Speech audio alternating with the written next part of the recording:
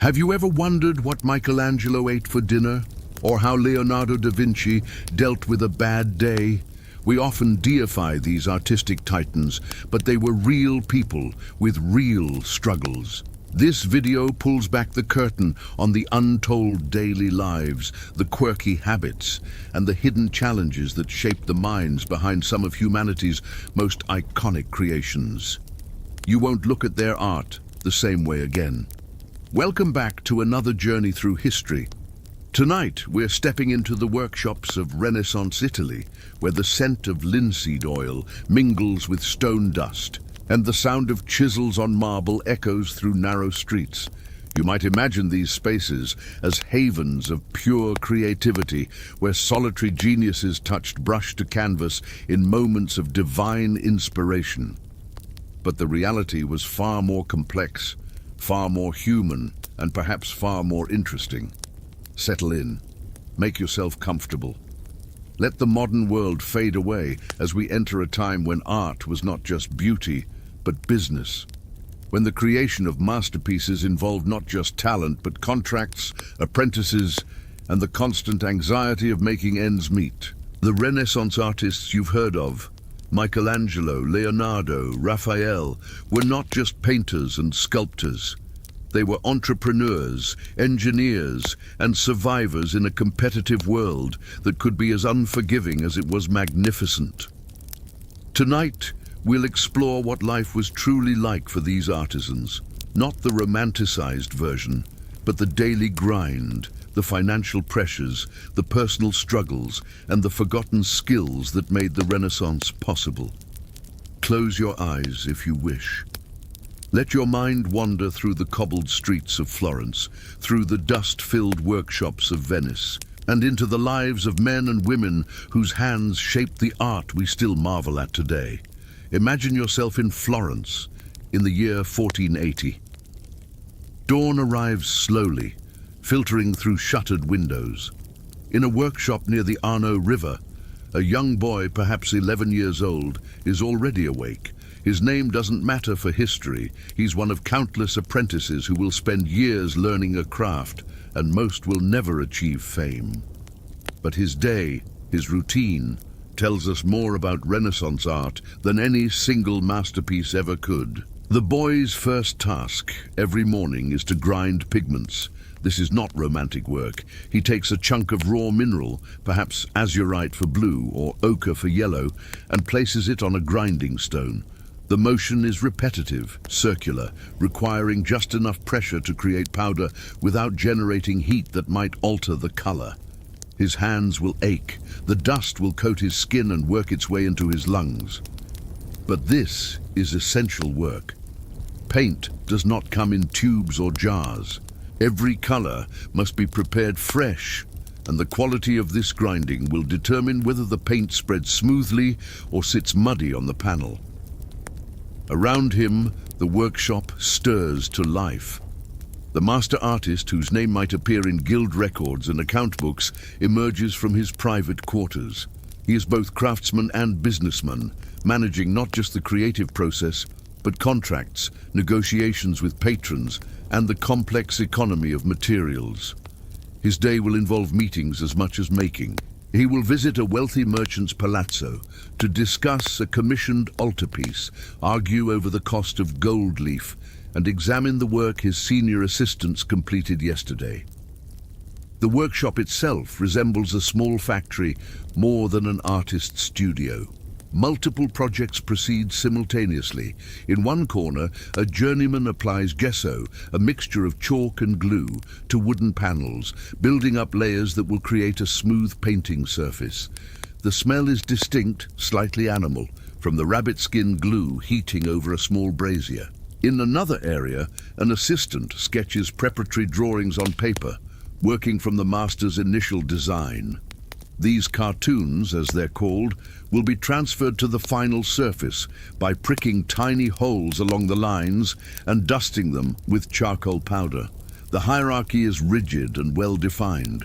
Apprentices, who typically begin around age 10 or 12, start with the most menial tasks. They sweep floors, run errands, and yes, grind pigments for hours each day. After several years, if they show promise and their families can continue paying the workshop fees, they advance to preparing surfaces and mixing colors. Eventually, they might be trusted to paint backgrounds or less important elements of a composition. The master's hand, or at least his direct supervision, reserves itself for faces, hands, and other details that truly matter to the patron paying for the work. This system has its logic. Art in the Renaissance is not primarily about individual expression. It's about meeting the expectations of clients who commission work for specific purposes: to decorate a chapel, to demonstrate their wealth and piety, to commemorate a marriage or a military victory. The workshop model ensures consistent quality and timely delivery. When a wealthy patron commissions an altarpiece with a dozen saints, angels, and elaborate gold leaf backgrounds, no single artist could complete it alone within the required time frame. The workshop divides the labor efficiently. Consider the contract, preserved in Florentine archives, between Domenico Ghirlandaio and a wealthy merchant for frescoes in Santa Maria Novella. The document specifies not just the subject matter and size, but the exact materials to be used. The blue must be ultramarine, genuine lapis lazuli imported from Afghanistan at enormous expense, not cheaper azurite. The gold must be genuine leaf, not paint. The completion date is fixed, with penalties for delay. Ghirlandaio signs not as a lone genius, but as the head of a workshop that includes his brothers, his son, and numerous apprentices and assistants. This is closer to a modern design firm than to the romantic image of the isolated artist.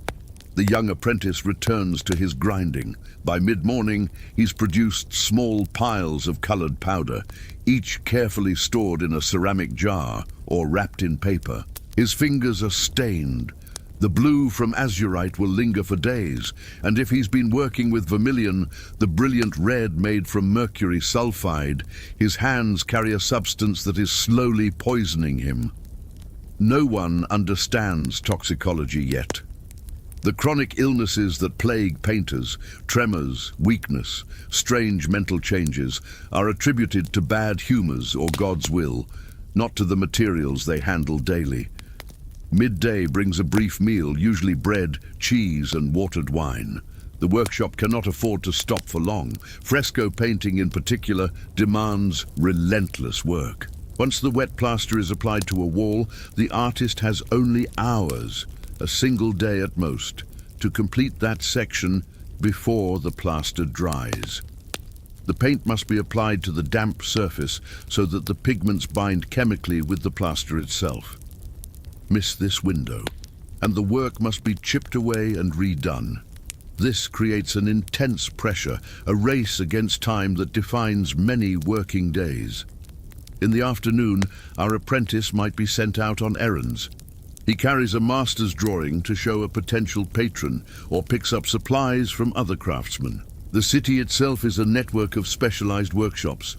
One shop produces rabbit skin glue, another prepares gesso. A gold beater hammers precious metal into tissue-thin sheets. A color merchant imports and sells expensive pigments, guarding his supplies like treasure. The creation of a single painting involves this entire ecosystem of crafts and commerce. As evening approaches and natural light begins to fail, work continues by candlelight or oil lamps. This is when many apprentices practice their drawing skills, copying from the master's designs or from plaster casts of antique sculptures. The light is poor, wavering and insufficient, straining young eyes that will likely weaken prematurely from years of close work in inadequate illumination. The workshop doesn't truly close. Someone must watch the fires, guard valuable materials, and ensure that nothing disrupts works in progress. Our young apprentice might sleep on a pallet in the workshop itself, one of several boys who live in this space, their families having essentially sold their labor for years in exchange for training. Some masters treat their apprentices well, as investments to be nurtured. Others extract every ounce of work from them before they complete their terms and move on. This is the reality behind Renaissance art. Not inspiration striking like lightning, but countless hours of repetitive, physically demanding work. The brilliant colors that dazzle in museums today were created by young hands grinding stone. The smooth surfaces that seem to glow with internal light were built up by assistants applying layer after layer of gesso. The complex compositions that appear seamless were designed by masters, but executed by teams working in careful coordination. The guilds that govern this world enforce strict standards. To be recognized as a master, an artisan must complete a masterpiece, a demonstration work judged by senior guild members. He must prove not just artistic skill, but knowledge of materials, business acumen, and the ability to manage a workshop. Many talented artists never achieve this status, remaining journeymen their entire lives, moving from workshop to workshop, contributing their skills, but never gaining the recognition or income of independence. The daily grind also includes the less glamorous aspects of running what is essentially a small business.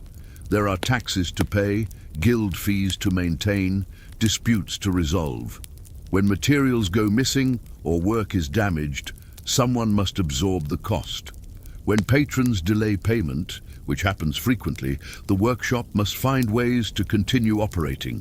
Some masters diversify, accepting commissions for painted furniture, decorated shields, or the elaborate temporary decorations required for festivals and celebrations. In winter, the work becomes harder. The cold affects how paints behave, how quickly plaster dries. Fingers grow stiff. The workshop might burn through its modest supply of fuel, forcing workers to labor in near-freezing conditions. In summer, heat creates different challenges. Paints can spoil. The smell of sizing glue becomes overwhelming.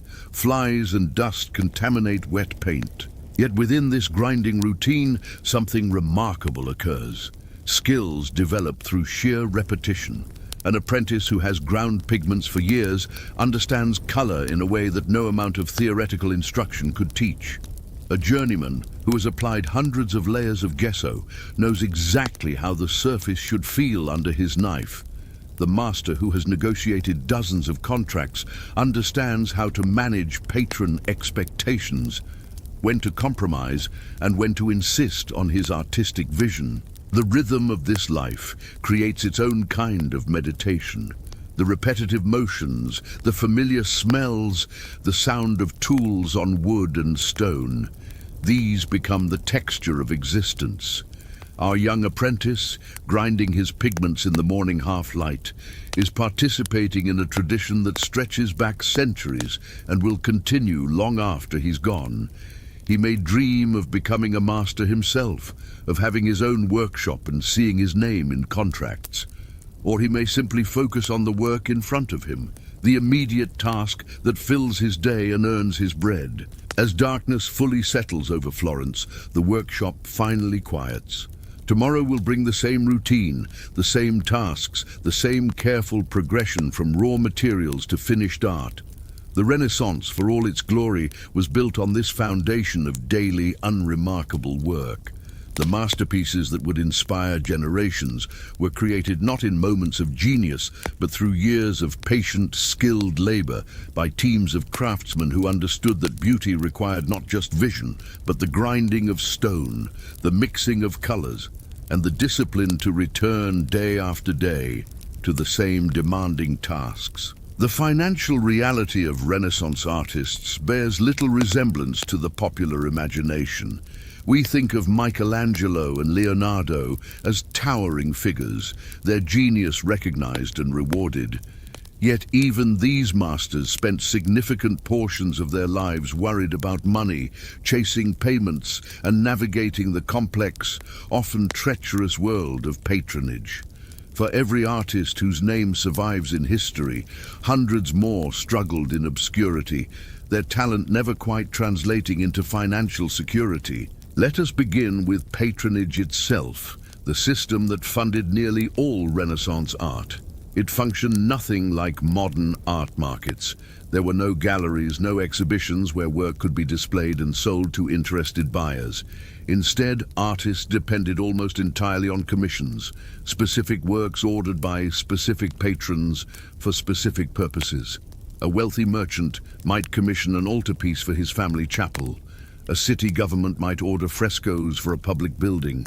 The Pope might demand sculptures for a tomb. Without these commissions, even the most talented artist had no income. This created a fundamental vulnerability. Artists were dependent on the goodwill, financial stability, and aesthetic preferences of patrons who wielded enormous power over their lives and work. A patron's death could mean unpaid invoices and unfinished projects abandoned. A patron's financial troubles became the artist's troubles. Political upheaval that toppled a powerful family might destroy an artist's entire career if he'd been too closely associated with the losing side. Consider Michelangelo, perhaps the most famous artist in history. We imagine him wealthy, celebrated, able to work as he pleased. The reality was far more constrained. His letters, which survive in considerable number, reveal constant financial anxiety. He worried about payments delayed by the Pope. He sent money back to his family in Florence, supporting relatives who made endless demands on his resources. He complained bitterly about the costs of marble, the expenses of maintaining his workshop, the impossibility of saving money despite working constantly.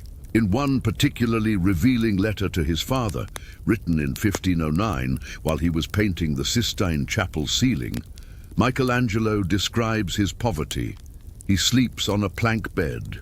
He eats simply, often just bread and wine. He has one servant, whom he can barely afford to pay. This is not the life of a pampered genius. This is a man working himself to exhaustion on one of history's greatest artistic achievements, yet still struggling to make ends meet. The Pope, his patron, delays payments. The marble suppliers demand cash up front. The assistants expect regular wages. Michelangelo stands in the middle, managing an enterprise that could bankrupt him despite his extraordinary talent. The economics become clearer when we examine the cost of materials. A panel of high-quality poplar wood suitable for painting might cost several florins, perhaps a month's wages for a skilled laborer. But wood is relatively cheap compared to pigments. The colors that make Renaissance paintings so luminous were staggeringly expensive. Ultramarine blue, made from ground lapis lazuli imported from Afghanistan, cost more per ounce than gold. A contract might specify exactly how much ultramarine could be used, because this single pigment could represent a significant portion of the total commission fee. Gold leaf posed similar challenges. To create the shimmering backgrounds and halos characteristic of religious art, painters applied sheets of genuine gold, hammered so thin that a breath could tear them. A single altarpiece might require hundreds of these delicate sheets. The gold beaters who produced them charged accordingly. Contracts carefully specified whether gold or cheaper alternatives could be used, and patrons who wanted to demonstrate their wealth insisted on the genuine article. Even relatively common pigments carried costs. Vermilion, the brilliant red made from mercury sulfide, required careful preparation and considerable expense. Green pigments often proved unstable, forcing artists to use more expensive alternatives or accept that colors might shift over time. White lead, the foundation for many light tones and flesh colors, needed to be produced through a slow process involving vinegar and strips of lead, then ground to perfect fineness. Every color on a palette represented a cash outlay that the artist had to recover through his commission fee. This created interesting tensions in negotiations. A patron wanted impressive results, but didn't want to pay for the finest materials. An artist wanted to create beautiful work, but couldn't afford to use expensive pigments unless specifically paid for them. Contracts became highly detailed documents, specifying not just subject matter and size, but exact materials, deadlines, and payment schedules. These were legal agreements, enforceable in court, and disputes were common. Payment itself followed complex patterns. Rarely did an artist receive the full commission fee up front. Instead, patrons typically paid in installments, some portion at contract signing, more when work began, additional amounts at specific milestones, and the final payment upon completion. This meant artists constantly operated on credit, paying their assistants and suppliers while waiting for patron payments that might be delayed for months. Cash flow challenges were endemic to the profession. Some artists became skilled businessmen, diversifying their income streams to reduce dependence on any single patron or commission type. Leonardo da Vinci, famously, worked as a military engineer, designing fortifications and weapons. He organized court festivals and entertainments. He created stage machinery for theatrical productions. His artistic commissions formed only part of his income, supplemented by these other activities that paid more reliably, if less gloriously. Others took on less prestigious work to maintain steady income. Painting shields and banners for tournaments and festivals paid modestly but regularly. Designing patterns for textile workers or creating models for goldsmiths brought in additional florins. Teaching private students, sons of wealthy families who wanted to dabble in drawing, provided another revenue source. The romantic image of the artist, focused solely on his masterpiece, ignores these economic necessities. Workshop expenses constantly eroded profits. Rent for the studio space itself could be substantial, especially in desirable locations near wealthy patrons. Assistants and apprentices required payment, though apprentices actually paid the master for their training, providing a modest income stream. Materials needed secure storage. Expensive pigments couldn't be left where they might be stolen. Tools wore out and needed replacement. Brushes, made from animal hair carefully bound to wooden handles, were expensive and required regular purchase. The guild system added another layer of costs. Artists had to pay annual dues to their guild to maintain their right to work. These fees supported the guild's activities, settling disputes, maintaining standards, providing some support to members who fell ill or grew too old to work. But for an artist already struggling financially, guild dues represented yet another obligation that couldn't be ignored without risking expulsion and the loss of the right to practice the trade. Tax collection varied by city, but artists generally owed some portion of their income to civic authorities. Florence's catasto, a comprehensive property and income tax, assessed artists along with everyone else. These records, which survive in remarkable detail, reveal the actual financial situations of Renaissance artists. Most were far from wealthy. Their assets typically consisted of workshop tools, some furniture, perhaps a modest house. Many carried debts that offset whatever savings they'd managed to accumulate. Debt, in fact, characterized many artistic careers. To complete a major commission, an artist might need to borrow money to purchase materials before receiving payment from the patron. Interest on these loans reduced profits. If a patron defaulted or delayed payment significantly, an artist could find himself unable to repay creditors, leading to legal troubles and damaged reputation. Some artists spent time in debtor's prison, not a romantic detail, but a harsh reality of the economic system in which they operated. The feast or famine nature of commissions created additional instability. An artist might work continuously for months on a major project, earning substantial income. But once that project concluded, there might be no immediate follow-up commission. Weeks or months could pass while the artist sought new work, living on savings if he had any, or taking whatever smaller jobs he could find.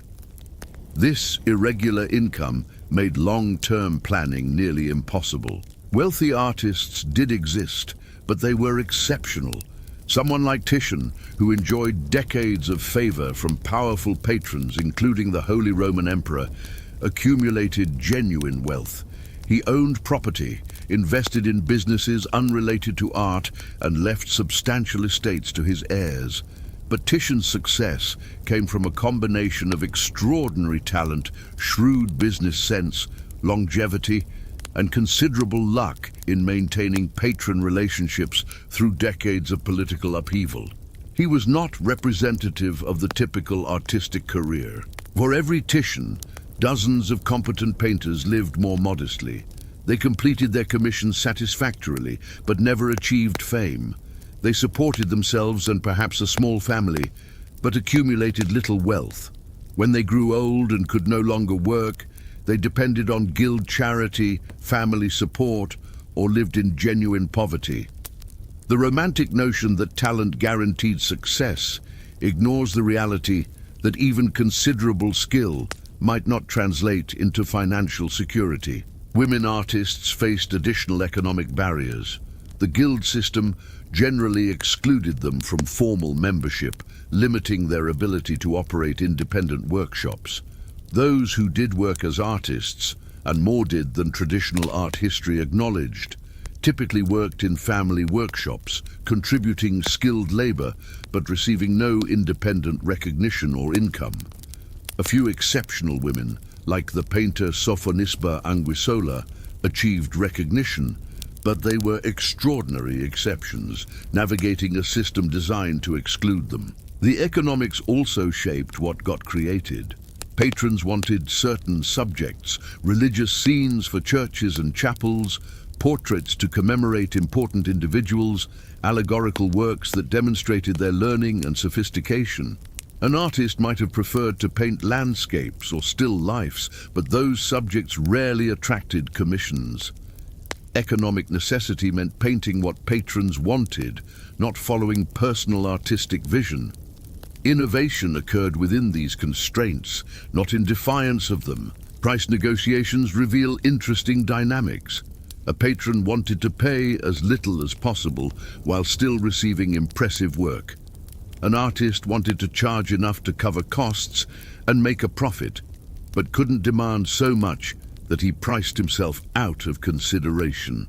Successful artists learned to judge what the market would bear, adjusting their prices based on patron wealth, project complexity, and competitive pressure from other workshops seeking the same commissions. Reputation mattered enormously for economic success. An artist known for completing work on time, meeting contractual specifications, and producing reliably beautiful results could command higher fees and attract better patrons. Someone with a reputation for missing deadlines, demanding additional payment, or creating work that disappointed patrons would struggle to find commissions at any price. This created strong incentives for professionalism that had nothing to do with artistic inspiration and everything to do with economic survival. The workshop model itself represented an economic strategy. By training apprentices and employing assistants, a master artist could take on multiple commissions simultaneously, increasing total income. The master's time became more valuable. He could focus on the most important aspects of each project while delegating routine work to others. This leverage allowed successful masters to earn more than solo artists ever could, but it also required management skills and capital to maintain the workshop infrastructure. Travel created both opportunities and expenses. An artist might need to travel to examine a site where a fresco would be painted, or to discuss details with a patron in another city. These trips required money for transportation, lodging, and meals. They also meant time away from the workshop when no productive work occurred. Some artists maintained multiple workshops in different cities, but this demanded even more capital and created complex management challenges. International commissions offered the highest fees, but also the greatest risks. A wealthy patron in Spain or England might pay extraordinarily well, but collecting payment at such distances proved difficult. Letters could take weeks or months to arrive. Disputes had to be resolved through intermediaries. The legal protections that a guild might provide in one's home city offered no help when dealing with foreign patrons. Some artists accepted these commissions anyway, drawn by fees that could secure their financial future if everything went well. The end of a career brought particular challenges. An artist's hands might weaken with age, making the fine detail work impossible. Eyes might fail, unable to see the subtle gradations necessary for creating realistic flesh tones or atmospheric perspective. When physical ability declined, income disappeared. There were no pensions, no retirement plans. An aging artist depended on savings, on support from successful former apprentices who remembered their training, or on guild charity programs that provided minimal assistance. Yet despite these financial challenges, the work continued. Artists developed strategies for survival.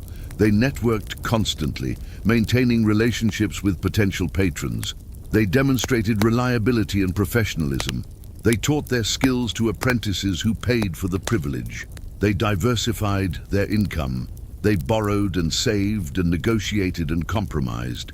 The Renaissance masterpieces that fill museums today were created within this economic system by people who understood that genius alone guaranteed nothing, that talent needed to be coupled with business acumen to translate into a sustainable life. The letters and account books that survive paint a picture far removed from romantic myth.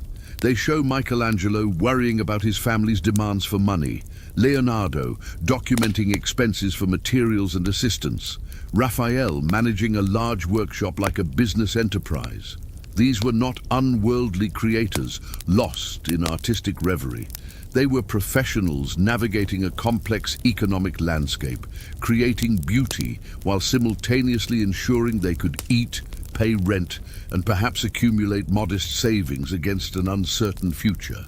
As night deepens and we contemplate this economic reality, consider how it shaped not just individual lives, but the art itself.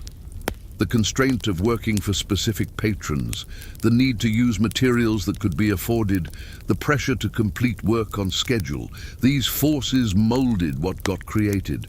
Renaissance art emerged not despite economic pressures, but through them, as artists found ways to express genius within the boundaries of contracts, deadlines, and budgets. The miracle is not that financial concerns existed, but that such beauty emerged despite them, that artists found ways to create transcendent work while simultaneously worrying about mundane matters of florins and fees. Behind the masterpieces, beyond the workshop walls, Renaissance artists lived lives of remarkable complexity. They loved and lost, married and mourned, raised families and buried children. They navigated social worlds that viewed them with a curious mixture of admiration and suspicion, celebrated for their talents, yet often considered mere craftsmen, not quite respectable despite their genius. Their personal stories, when we can recover them from letters, legal documents, and contemporary accounts, reveal human beings struggling with the same fundamental challenges that face us all, amplified by the particular pressures of their profession and era. Marriage, for male artists, often came later in life than for men in other professions. The long apprenticeship and years establishing a workshop meant many artists didn't achieve the financial stability necessary for marriage until their late 20s or even 30s. When they did marry, practical considerations often dominated romantic ones. A wife brought a dowry that could provide crucial capital for the workshop. She might come from a family with useful connections to potential patrons. The marriage contract, carefully negotiated by families, was fundamentally an economic arrangement, though affection certainly developed in many cases. The artist's wife occupied a complex position. She managed the household, which often existed in close proximity to or even within the workshop itself. The boundaries between domestic and professional space blurred. She oversaw servants if the family could afford them, managed food preparation, raised children, and sometimes participated in workshop activities. Some wives ground pigments, prepared panels, or handled bookkeeping. They were partners in an enterprise that consumed nearly every waking hour. Children arrived regularly in these households, as they did in all Renaissance families. Infant mortality, however, cast a shadow over every birth. Perhaps one child in 3 died before reaching their first birthday. Diseases that we now prevent or easily treat, measles, smallpox, various fevers, carried children away with heartbreaking regularity. Artists' letters occasionally mention these losses, usually briefly, the pain evident in their restraint. A child who survived infancy faced other dangers, accidents, childhood illnesses, the ever-present threat of plague that swept through Italian cities every few years. For artists' sons, the question of profession arose early. Would the boy follow his father into the workshop, learning the family trade? Many did. Dynasties of artists emerged, the Bellini family in Venice, the Della Robbia family in Florence. A son who showed talent and interest could begin his apprenticeship in his own father's workshop, learning skills that would eventually allow him to take over the business. But not all sons had talent or inclination for art. Some entered other trades, became merchants, or pursued religious vocations. This could create tension. A father who had built a successful workshop might feel disappointed if no son would continue it. Daughters faced different futures. A successful artist might use his earnings to provide substantial dowries, allowing his daughters to marry well. The dowry system meant that daughters represented financial obligations. The larger the dowry, the better the marriage prospects, but the greater the burden on the father. Some artists' daughters married fellow artists, creating professional networks through family bonds. A few, very rarely, learned artistic skills themselves, though the guild system and social expectations made it nearly impossible for women to operate as independent artists. Romantic relationships beyond marriage existed, of course, in a society that officially condemned but unofficially tolerated certain arrangements. Some artists maintained long-term relationships with women who could not be wives, perhaps because the artist was already married, or because the woman's social status made marriage impossible. These relationships produced children who occupied ambiguous legal and social positions.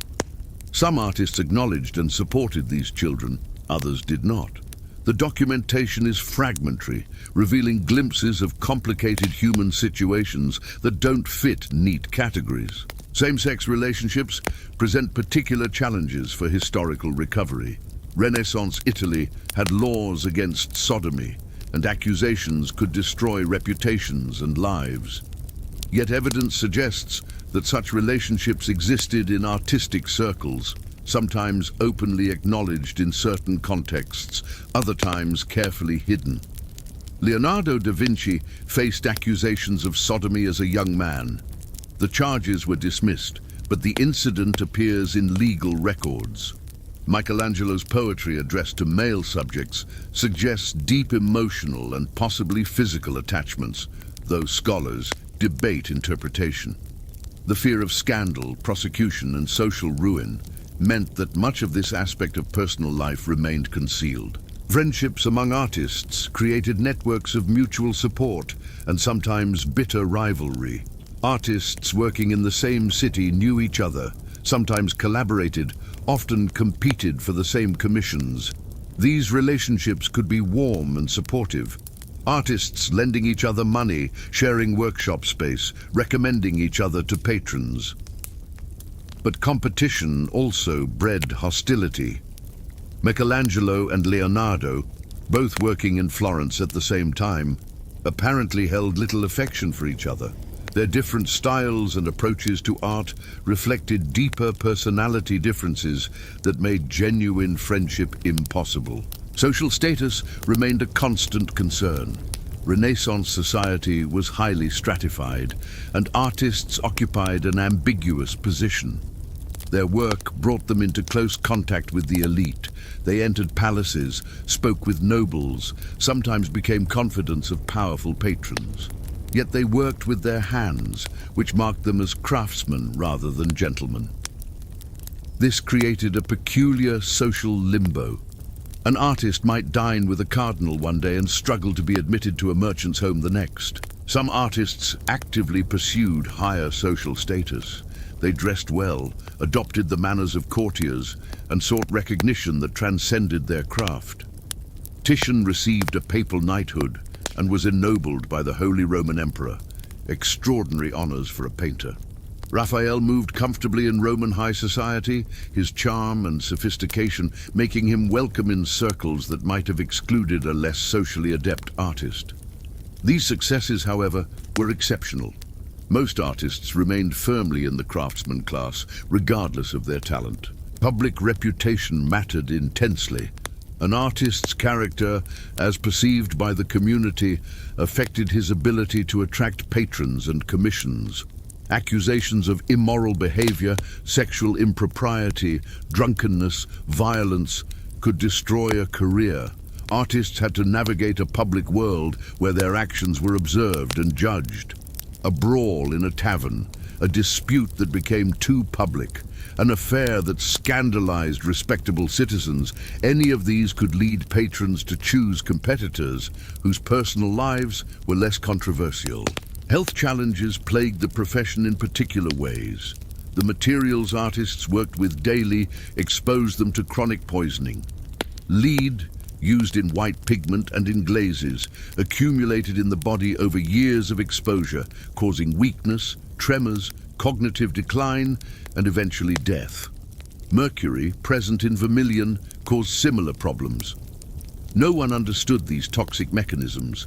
Artists simply noticed that practitioners of their craft seemed prone to certain ailments, but attributed them to the general hardships of life rather than to specific materials. Respiratory diseases affected many artists who worked with stone.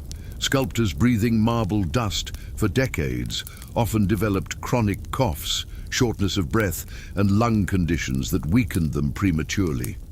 The dust was everywhere in a sculptor's workshop, coating skin, embedding in clothing, floating in the air with every strike of hammer against chisel. Modern protective equipment didn't exist. Artists simply accepted these conditions as part of their profession. Vision problems developed from years of close work in inadequate light. Many artists found their eyes weakening as they aged, making the fine detail work that their reputation depended upon increasingly difficult. Candlelight and oil lamps provided the only illumination for evening work, and their flickering, insufficient light strained eyes already taxed by decades of focusing on minute details. Some artists adapted by changing their style as they aged, working with broader brushstrokes and simpler compositions that didn't require the precise detail their failing vision could no longer manage. Mental health, though not understood in modern terms, clearly affected some artists. The pressure of constant deadlines, financial anxiety, demanding patrons, and the fear of failure could create crushing stress. Some artists appear to have experienced what we might recognize as depression or anxiety disorders. Michelangelo's letters reveal someone prone to dark moods, convinced that his work was inadequate, worried constantly about money and reputation despite his obvious success. He lived simply, almost ascetically, as if prosperity might be snatched away at any moment. Loneliness characterized many artistic lives. The intense focus required for creation meant long hours working alone or in the company of assistants with whom social hierarchy prevented true friendship. Some artists never married, living solitary lives dedicated entirely to their work. Others, though married with families, spent so much time absorbed in their projects that they remained emotionally isolated. The self-portraits that survive sometimes show faces marked by weariness and a certain detachment from the world around them. Violence touched artists' lives more frequently than we might imagine. Renaissance cities could be dangerous places. Feuds between families, political conflicts, and common street crime created constant risks. Artists traveling between cities faced bandits on the roads.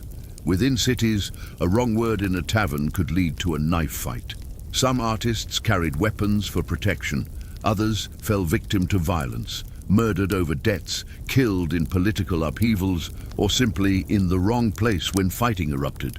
Scandal occasionally erupted around particular artists. Caravaggio, working slightly later than the height of the Renaissance, but emerging from its artistic traditions, led a notoriously violent life. He killed a man in a brawl over a gambling dispute and spent his final years as a fugitive. His troubled personal life coexisted with extraordinary artistic genius, creating paintings of profound religious feeling while simultaneously living a life that violated every expectation of respectable behavior. His case was extreme, but it illustrated how artistic talent didn't guarantee personal virtue or social conformity. Relationships with patrons added another layer of complexity to personal lives. Artists depended on these powerful individuals for their livelihoods, creating inherently unequal relationships. Some patrons treated artists with genuine respect and affection. Pope Julius II valued Michelangelo's talent even as they argued fiercely about projects and payments. Other patrons viewed artists as mere servants, expecting obsequious behavior and becoming angry at any hint of independence. An artist had to judge how to navigate these relationships, when to defer, when to stand firm, when to flatter, and when to quietly resist unreasonable demands. The death of a patron could devastate an artist who had relied heavily on that relationship. Projects might be abandoned, payments stopped, and years of cultivated favor suddenly worthless. Artists who had positioned themselves too closely with one powerful family could find themselves excluded when political winds shifted and a rival faction gained ascendancy. This created constant anxiety about maintaining diverse patron relationships while not appearing disloyal to any individual benefactor. Religious life provided structure and sometimes solace. Artists regularly attended Mass, participated in confraternities, and created religious art that reflected genuine faith as well as professional skill. Some artists were deeply pious, viewing their talent as a gift from God to be used for divine glory. Others maintained a more conventional relationship with religion, observing outward forms while focusing their true passion on their work. A few seemed skeptical of religious doctrine, though they kept such thoughts carefully hidden in an era when heresy could be fatal. Illness struck without warning and could destroy careers in days. An artist in his prime might contract a fever and die within a week, leaving unfinished commissions and a family without support. Plague epidemics emptied cities, killing indiscriminately. Some artists fled when plague arrived. Others stayed and continued working, either from necessity or dedication to projects that couldn't be abandoned. The constant proximity of death shaped how people lived, encouraging a certain carpe diem attitude, while simultaneously fostering deep anxiety about an uncertain future. Aging brought particular challenges in a profession that valued physical and mental acuity. An artist whose hands trembled couldn't execute fine brushwork. Someone whose mind wandered couldn't maintain the intense concentration required for complex compositions. There was no dignified retirement, no pension waiting. Artists worked until they couldn't, then depended on savings if they had any, on family support or on charity. The fortunate few who had trained successful apprentices might receive support from grateful former students who had built their own careers on skills learned in the master's workshop. The personal letters that survive reveal people remarkably similar to ourselves, despite the centuries that separate us. They worried about money, complained about difficult clients, expressed affection for family members, and mourned losses. Michelangelo, writing to his father, expresses familiar frustrations about family obligations. Leonardo's notebooks show a restless mind constantly exploring new interests, the Renaissance equivalent of someone unable to focus on a single project. Raphael's letters to patrons demonstrate diplomatic skill, carefully managing expectations while protecting his artistic integrity. These personal lives unfolded against a backdrop of enormous social and political change. Artists lived through wars, political upheavals, religious conflicts, and cultural transformations. These larger forces shaped individual destinies in ways people couldn't fully control. An artist whose patron backed the wrong faction in a political struggle might find his career destroyed through no fault of his own.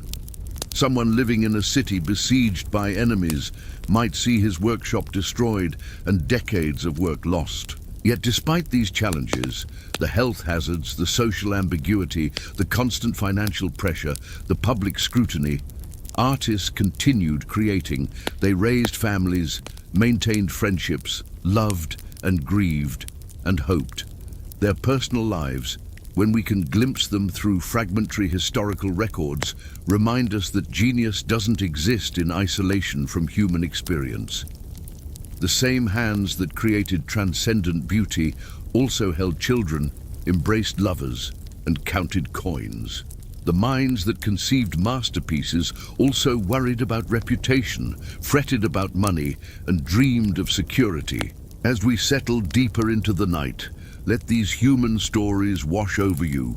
Imagine the artist in his workshop, pausing in his work to think about his family, about the patron who delayed payment, about the friend who fell ill with fever. These were complete human beings, not just names attached to paintings in museums. They lived full lives, messy, complicated, sometimes joyous, often difficult, while creating the art that still moves us centuries later.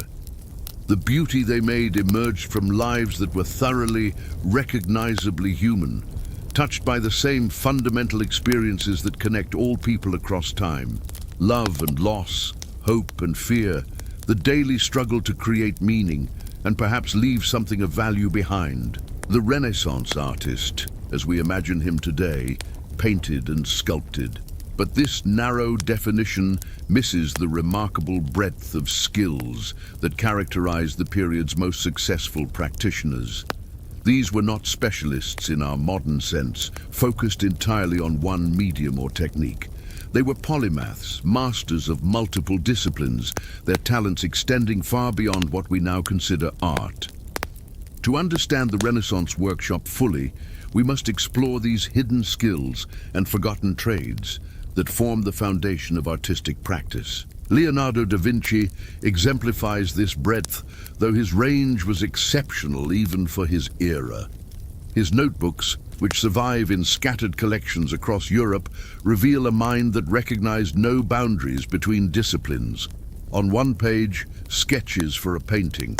On the next, designs for a flying machine. Then, anatomical studies showing dissected human muscles with scientific precision. Engineering drawings for canal systems. Observations about water flow and turbulence. Studies of plant growth. Mathematical puzzles. This wasn't dilettantism or distraction. This was how Leonardo's mind worked, seeing connections between seemingly unrelated fields, applying insights from anatomy to improve his figure painting, using principles of engineering to solve problems in casting bronze sculptures. Architecture formed a natural extension of artistic practice. Many painters and sculptors also designed buildings, bringing their understanding of proportion, perspective, and aesthetics to three-dimensional space. Michelangelo designed the dome of St. Peter's Basilica in Rome, one of the most ambitious architectural projects in history. His training as a sculptor informed his architectural work. He thought about buildings as carved forms, masses in space that could be shaped with the same principles he applied to marble. Raphael served as architect of St. Peter's for a period, bringing to the role his painter's eye for harmony and balance. The skills required for architectural work extended beyond drawing elegant plans. An architect needed to understand structural engineering, how forces moved through buildings, where supports needed to be placed, how arches distributed weight. He had to know about materials, the properties of different stones, how mortar behaved in various weather conditions, which woods could bear which loads. He worked with construction crews, managing craftsmen, and ensuring that his designs were actually buildable. This required diplomatic skills, technical knowledge, and practical experience that went far beyond anything involved in painting a fresco. Military engineering represented another crucial skill for Renaissance artists. In an era of constant warfare between Italian city-states and invasions by foreign powers, the ability to design fortifications had genuine strategic value. Leonardo spent years in Milan working for Ludovico Sforza, and his military engineering designs formed a significant part of his responsibilities. He designed fortifications that could withstand cannon fire, a relatively new challenge as gunpowder weapons transformed warfare. He sketched tanks, multi-barreled guns, and other weapons that wouldn't be built for centuries, but showed his understanding of mechanical principles. These military projects weren't flights of fancy. They solved real problems facing Renaissance rulers. How do you defend a city against armies equipped with artillery that can break through traditional walls? How do you move troops and supplies across difficult terrain? How do you breach enemy fortifications?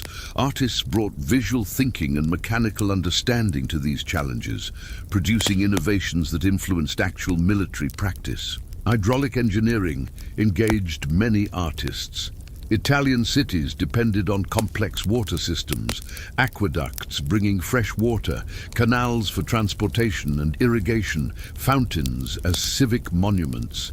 Designing these systems required understanding fluid dynamics, even if the mathematical formalization of these principles lay centuries in the future. Leonardo filled notebooks with observations about how water flows, how it creates vortices and patterns, how channels could be designed to control and direct it. Some of his canal designs were actually constructed and used.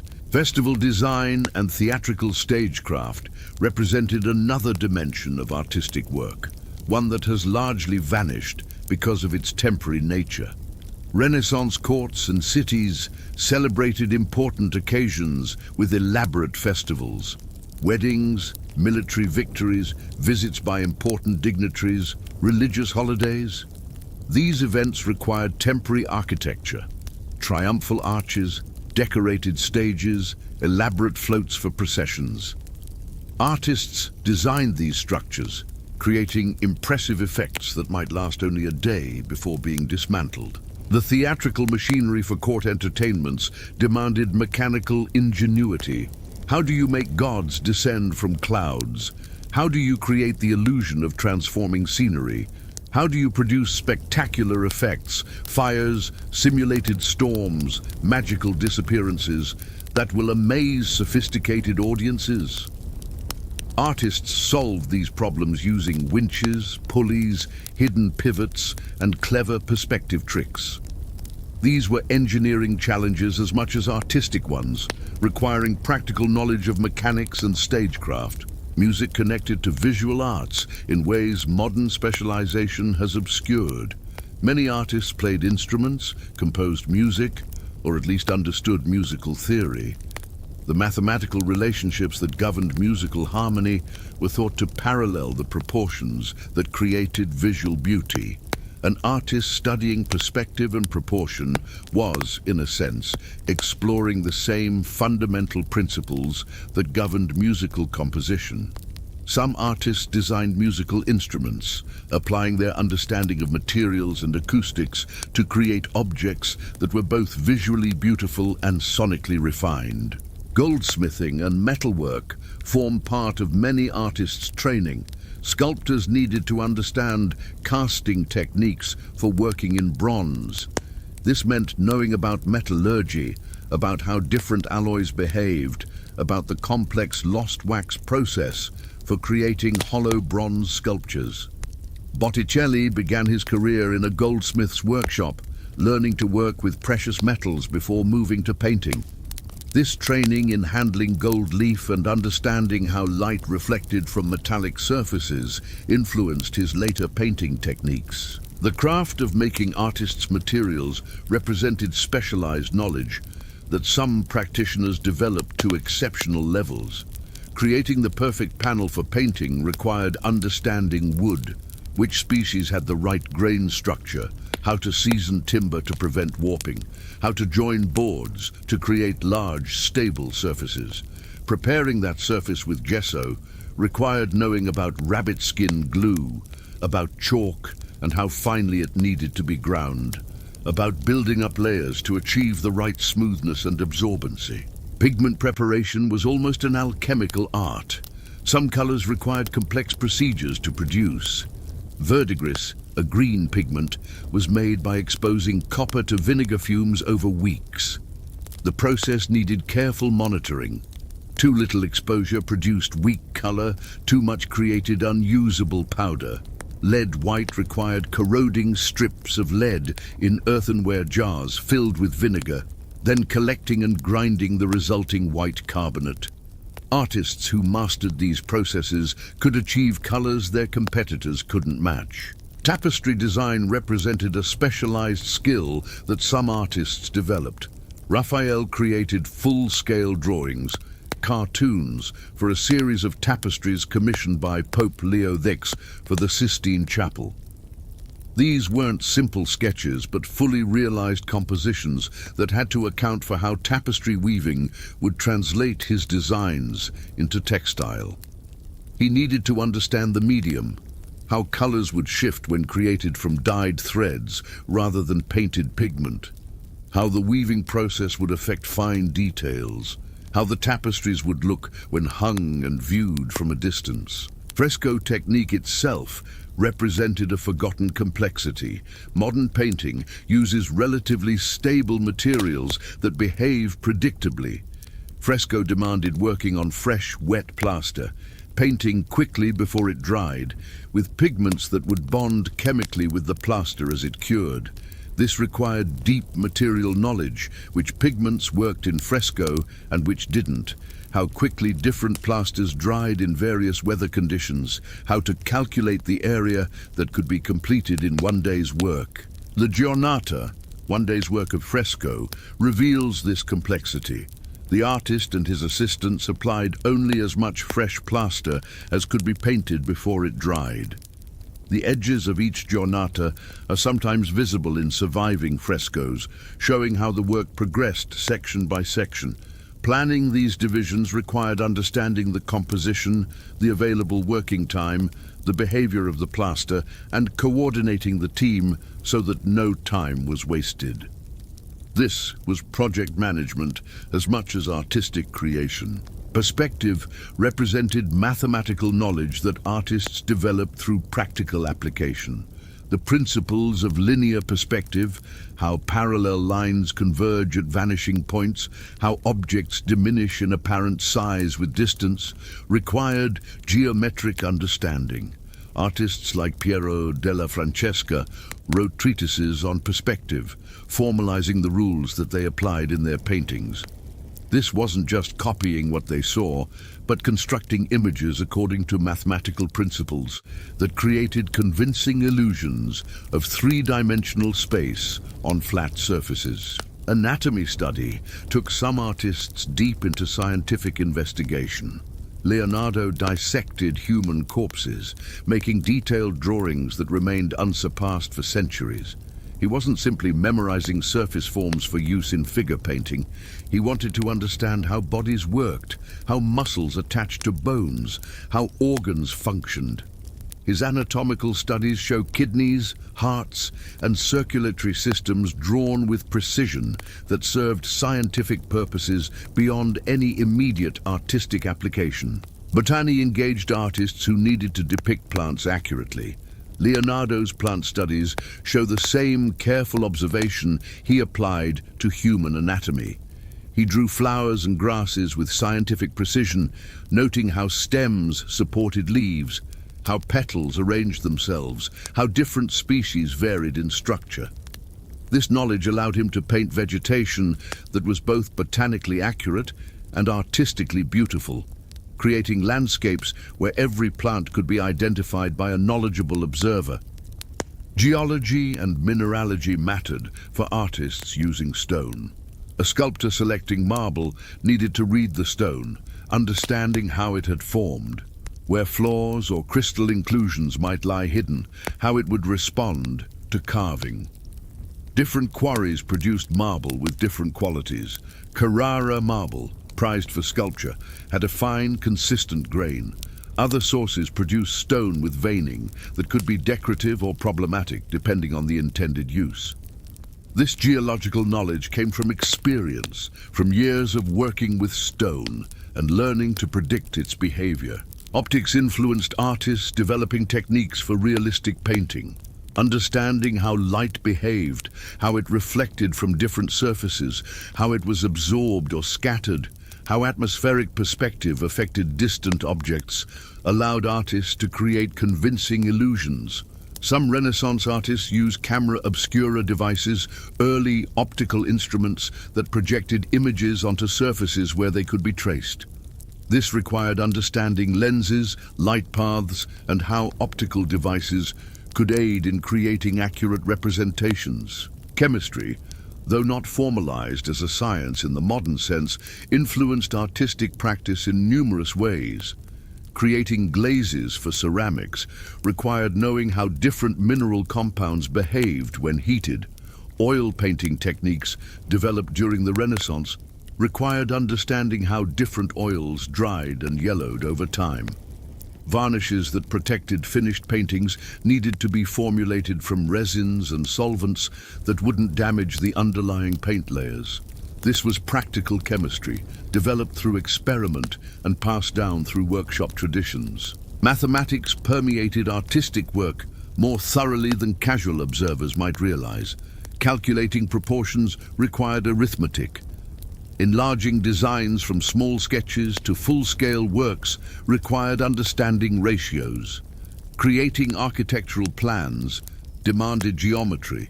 Some artists, like Piero della Francesca, wrote mathematical treatises. Others applied mathematical principles intuitively, through rules of thumb learned during apprenticeship. Either way, mathematics formed a foundation for visual arts that superficially seemed far removed from numerical calculation. Textile design employed artists who created patterns for silk weavers, embroiderers, and tapestry makers.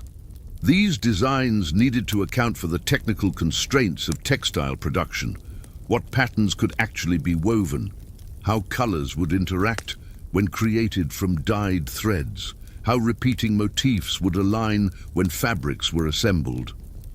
This required understanding textile techniques well enough to design patterns that were both beautiful and practically achievable. Printing, as it developed during the 15th century, created new opportunities for artists. Woodcut illustrations required designing images that could be carved in relief, printed, and still retain their visual impact. Engraving on metal plates demanded different skills, working with burins to create lines in copper that would hold ink. Artists like Albrecht Dürer mastered these techniques, creating prints that were artistic achievements in themselves, while also making their designs accessible to wider audiences. Cartography drew on artistic skills for creating maps that were both functional and beautiful. Renaissance maps often included elaborate decorations, sea monsters in oceans, architectural views of important cities, allegorical figures personifying continents. Artists brought to cartography their understanding of perspective, their drafting skills, and their ability to create images that conveyed information while also pleasing the eye. Gem cutting and jewelry design employed artistic principles in miniature.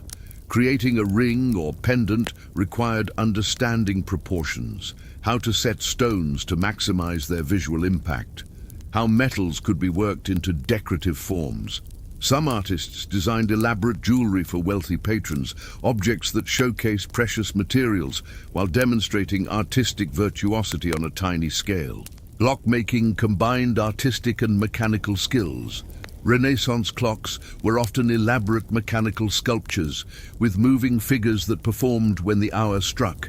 Creating these devices required understanding gears and mechanisms while also designing objects that were visually impressive. Some artists specialized in these mechanical arts, blurring the boundary between engineering and sculpture.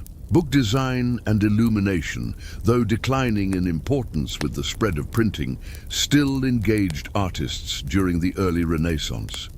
Illuminated manuscripts required specialized skills, working on vellum with tempera paints, creating elaborate borders and initial letters, sometimes incorporating gold leaf and precious pigments.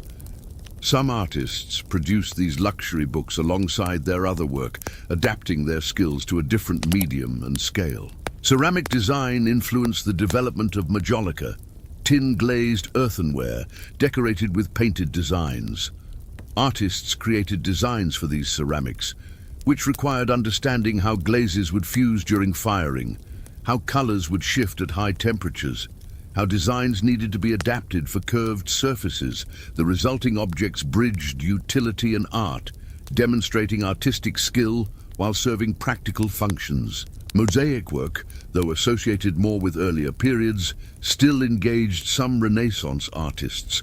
Creating mosaics required planning compositions that could be executed in small pieces of colored glass or stone, understanding how colors would appear when placed adjacent to each other, and managing the technical challenges of setting tesserae into stable substrates. This was yet another medium that demanded specialized knowledge alongside artistic vision. The breadth of these skills challenges our modern assumptions about artistic specialization. We think of Leonardo as extraordinary for his diverse interests, but many of his contemporaries also worked across multiple fields, though perhaps not with his singular genius. The Renaissance workshop was not a studio focused narrowly on producing paintings or sculptures. It was a place where diverse skills converged, where artistic vision combined with engineering knowledge, mathematical understanding, and practical experience in numerous crafts and techniques. This polymath approach made practical sense in an era before rigid professional specialization. An artist who could design fortifications as well as paint altarpieces had more opportunities for employment. Someone who understood architecture could take on larger, more prestigious commissions. The variety kept work interesting and allowed artists to apply insights from one field to challenges in another. Leonardo's anatomical studies improved his figure painting. His engineering work influenced his sculptural designs. His optical investigations informed his painting techniques. The forgotten trades and hidden skills remind us that Renaissance art emerged from a culture that valued versatility, that saw connections between seemingly disparate fields, that encouraged curiosity and experimentation across disciplines. The masterpieces we admire today were created by people who were, in the best sense, makers, capable of working with their hands and minds across a remarkable range of materials, techniques, and challenges. They were artists, yes, but also engineers, scientists, craftsmen, and inventors, their talents flowing between fields in ways that our specialized modern world struggles to replicate. As the night deepens and these forgotten skills drift through your consciousness, imagine the workshop where all these disciplines met. The artist moving from painting to architectural design to festival planning, applying the same fundamental principles of proportion and beauty across different challenges. The accumulated knowledge, passed from master to apprentice, refined through decades of practice, occasionally recorded in notebooks that hint at the depth of expertise behind each work. These hidden dimensions of Renaissance art remind us that creativity flourishes not in isolation, but through the integration of diverse skills and knowledge, through minds curious enough to explore beyond narrow boundaries and hands skilled enough to turn that exploration into reality. The scale of medieval pilgrimage is difficult for us to comprehend in our modern age. Between the 11th and 15th centuries, millions of people, peasants, merchants, nobles, clergy, left their homes and ventured forth on journeys that would define their lives and, in many cases, end them. Imagine yourself in the year 1350, standing in a modest village somewhere in northern France. You are a weaver, your hands perpetually stained with the dyes of your trade. You have lived your entire life within perhaps 10 miles of where you were born. The farthest you have traveled was to the market town, a half-day's walk away. And yet, you have made a decision that will change everything. You will journey to Santiago de Compostela, in distant Galicia, to venerate the remains of St. James the Apostle. This decision did not come lightly. For months, perhaps years, you considered it. You spoke with your priest, who encouraged your devotion. You consulted with your family, some of whom supported your spiritual aspiration, while others worried about the practicalities. Who would maintain the household, tend the small garden, manage the loom during your absence? The motivations for medieval pilgrimage were complex, layered, as multifaceted as the human spirit itself. Yes, spiritual devotion sat at the heart of most pilgrimages. You might seek forgiveness for sins, hoping that the physical hardship of the journey, combined with prayers at a holy site, would cleanse your soul. You might travel in thanksgiving for a prayer answered, a child recovered from illness, a harvest that exceeded expectations. You might simply yearn for a closer connection to the divine, believing that walking in the footsteps of saints would bring you nearer to God's grace. But the medieval world was a practical place, and even the most devout pilgrimage could serve multiple purposes. Consider the economic dimensions. Along the pilgrimage routes, entire economies flourished. Inns needed guests, markets needed customers, guides, translators and protectors needed employment. For some, particularly merchants, pilgrimage offered a socially acceptable reason to travel, to conduct business in distant lands, while simultaneously fulfilling religious obligations. Then there were the social motivations. Pilgrimage could enhance one's reputation within a community. To have walked to Jerusalem and returned, this marked you as someone extraordinary, someone blessed, someone whose advice and wisdom carried additional weight. For younger sons of noble families, those unlikely to inherit land or title, pilgrimage offered adventure, purpose, and the possibility of encountering opportunities unavailable at home. Political motivations too played their part. Rulers sometimes mandated pilgrimages as penance for crimes or as diplomatic missions disguised in religious garb.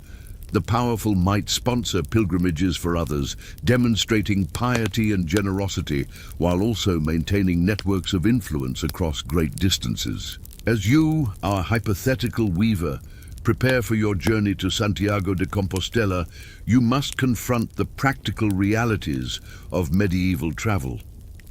You possess no map in the sense we would recognize today.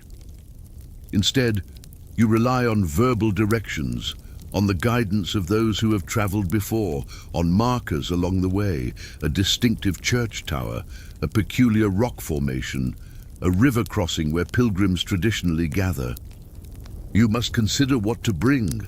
Your possessions must be few, light enough to carry for hundreds of miles.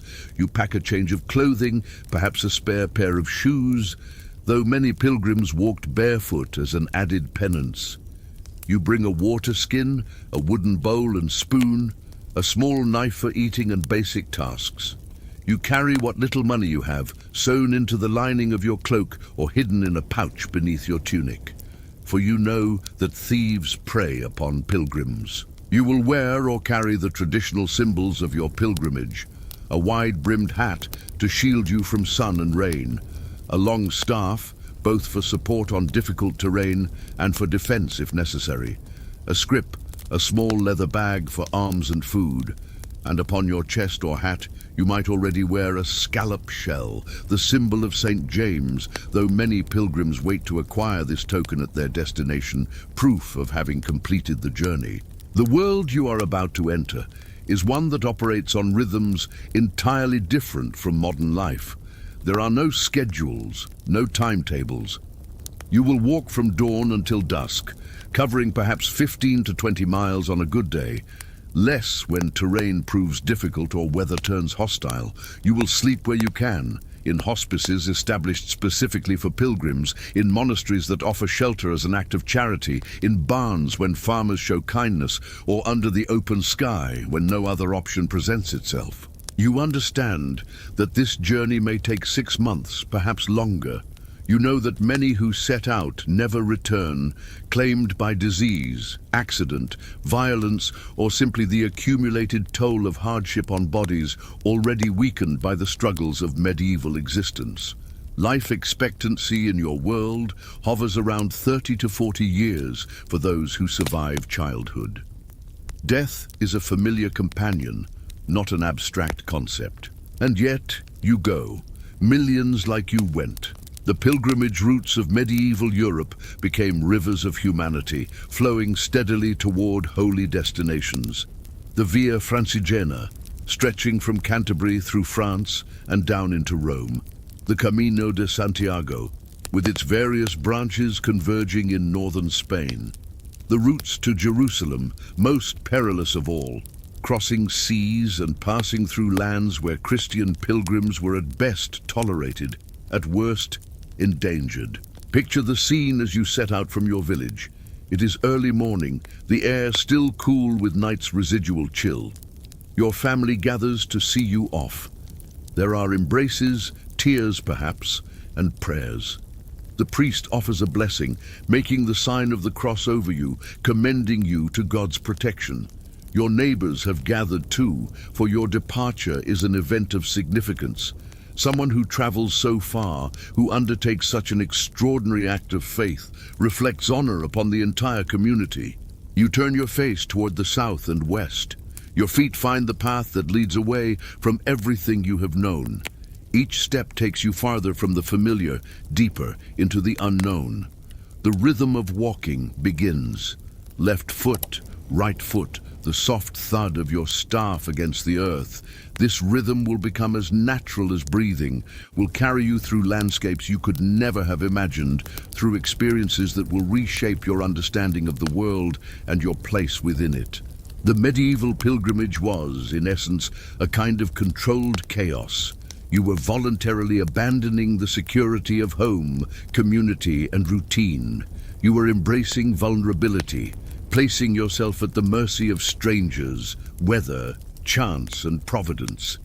Every person who undertook such a journey knew they were gambling with their life, yet they went nonetheless. This willingness to risk everything for spiritual purpose tells us something profound about the medieval worldview. The concerns of eternal salvation outweighed the immediate dangers of temporal existence. The promise of paradise, the fear of damnation, the hope of divine favor. These were not abstract theological concepts, but vivid, pressing realities that shaped every decision, every action. As you walk, you are not alone. The pilgrimage routes are arteries of medieval society, and along them flows a constant stream of travelers. You encounter other pilgrims, some heading toward the same destination, others returning home with their own stories to tell. You see merchants leading pack animals laden with goods. You pass groups of soldiers, crusaders perhaps, heading toward their own uncertain fates. You meet wandering friars, scholars traveling between universities, messengers carrying letters and documents across vast distances. The landscape through which you move is largely rural, dominated by agriculture and scattered settlements. Villages are small, usually numbering fewer than a few hundred inhabitants. Towns are rare, cities rarer still. Between settlements stretch forests, often dark and dense, regarded with suspicion and fear. These are places where wolves still roam, where outlaws hide, where the boundary between the natural and supernatural feels particularly thin. The roads themselves vary enormously in quality. Near major towns or well-established pilgrimage routes, you might find roads maintained to some degree, their surfaces leveled and ditched for drainage. But many stretches are little more than beaten paths, muddy in wet weather, dusty in dry, rocky and treacherous in mountainous regions. River crossings present particular challenges. Bridges are few and expensive to build. More commonly, you must find a ford, wading through water that might reach your waist or higher, or seek out a ferryman willing to transport you for a fee. The weather is an ever-present concern. You have no forecast, no advance warning of approaching storms. Spring and autumn bring rain that can last for days, turning paths into quagmires. Summer sun beats down mercilessly, and you have no sunscreen, no easy access to clean water. Winter, should your journey extend into that season, presents the gravest dangers: freezing temperatures, snow that obscures paths, ice that makes every step hazardous. Your body begins to adapt to the demands of constant travel. Your feet, initially tender and prone to blisters, toughen. Your legs grow stronger. Your pace becomes steady, economical, automatic. You learn to read the landscape, to identify plants that are safe to eat, to find water sources, to recognize when weather is turning dangerous. These are skills that many medieval people possessed to some degree, for their lives depended on reading nature's signs, but pilgrimage intensifies and refines such knowledge. Food becomes a central preoccupation. You carry what you can: bread, dried meat or fish if you can afford it, cheese that travels reasonably well. You supplement this with whatever you can purchase or are given as charity. Many monasteries and hospices provide meals for pilgrims, simple fare but nourishing: bread, pottage, a thick soup or stew, ale or wine watered down to make it safer than uncertain water sources. You forage when possible, gathering berries, nuts, edible greens. You eat less than you did at home, and the weight falls from your frame. The nights bring their own challenges and rhythms. If you are fortunate enough to find shelter in a hospice or monastery, you bed down with dozens of other travelers, all packed together for warmth and security. Privacy is a luxury you left behind with your old life. You sleep in your clothes, using your pack as a pillow, your staff within reach. The sounds of snoring, coughing, the movements of restless sleepers create a constant backdrop. When you must sleep outdoors, you seek whatever protection the landscape offers: a rocky overhang, a dense thicket, a spot near other travelers for mutual safety. You wrap yourself in your cloak, lie upon the ground, and hope that rain will not fall, that no wild animal or human predator will disturb your rest. The stars wheel overhead, vast and brilliant in an age without light pollution, and you might offer a prayer before exhaustion claims you. The psychological dimension of pilgrimage is perhaps as challenging as the physical. You are alone with your thoughts for hours, days, weeks on end. The rhythm of walking becomes meditative, and your mind turns inward. You reflect on your life, your sins, your hopes. You rehearse the prayers you will offer at your destination. You remember loved ones left behind, wonder about their welfare, hope to see them again. Loneliness can weigh heavily, particularly if you travel alone. Some pilgrims form companionships along the way, small groups that band together for mutual support and protection. These temporary communities provide comfort, shared resources, and the simple pleasure of conversation. You share stories, learn about places you have never seen, hear news from distant regions. These connections can be profound, bonds forged through shared hardship, though you also know they are temporary. When the journey ends, you will likely never see these companions again. There is also fear, though perhaps you do not dwell on it constantly. The human mind cannot sustain acute anxiety indefinitely, but the fear is present: fear of robbery, of injury, of illness. You know that any of these could end your journey prematurely, could leave you helpless far from home, dependent on the charity of strangers who may or may not provide assistance. And yet, woven through all the hardship, all the uncertainty, there is also something transcendent.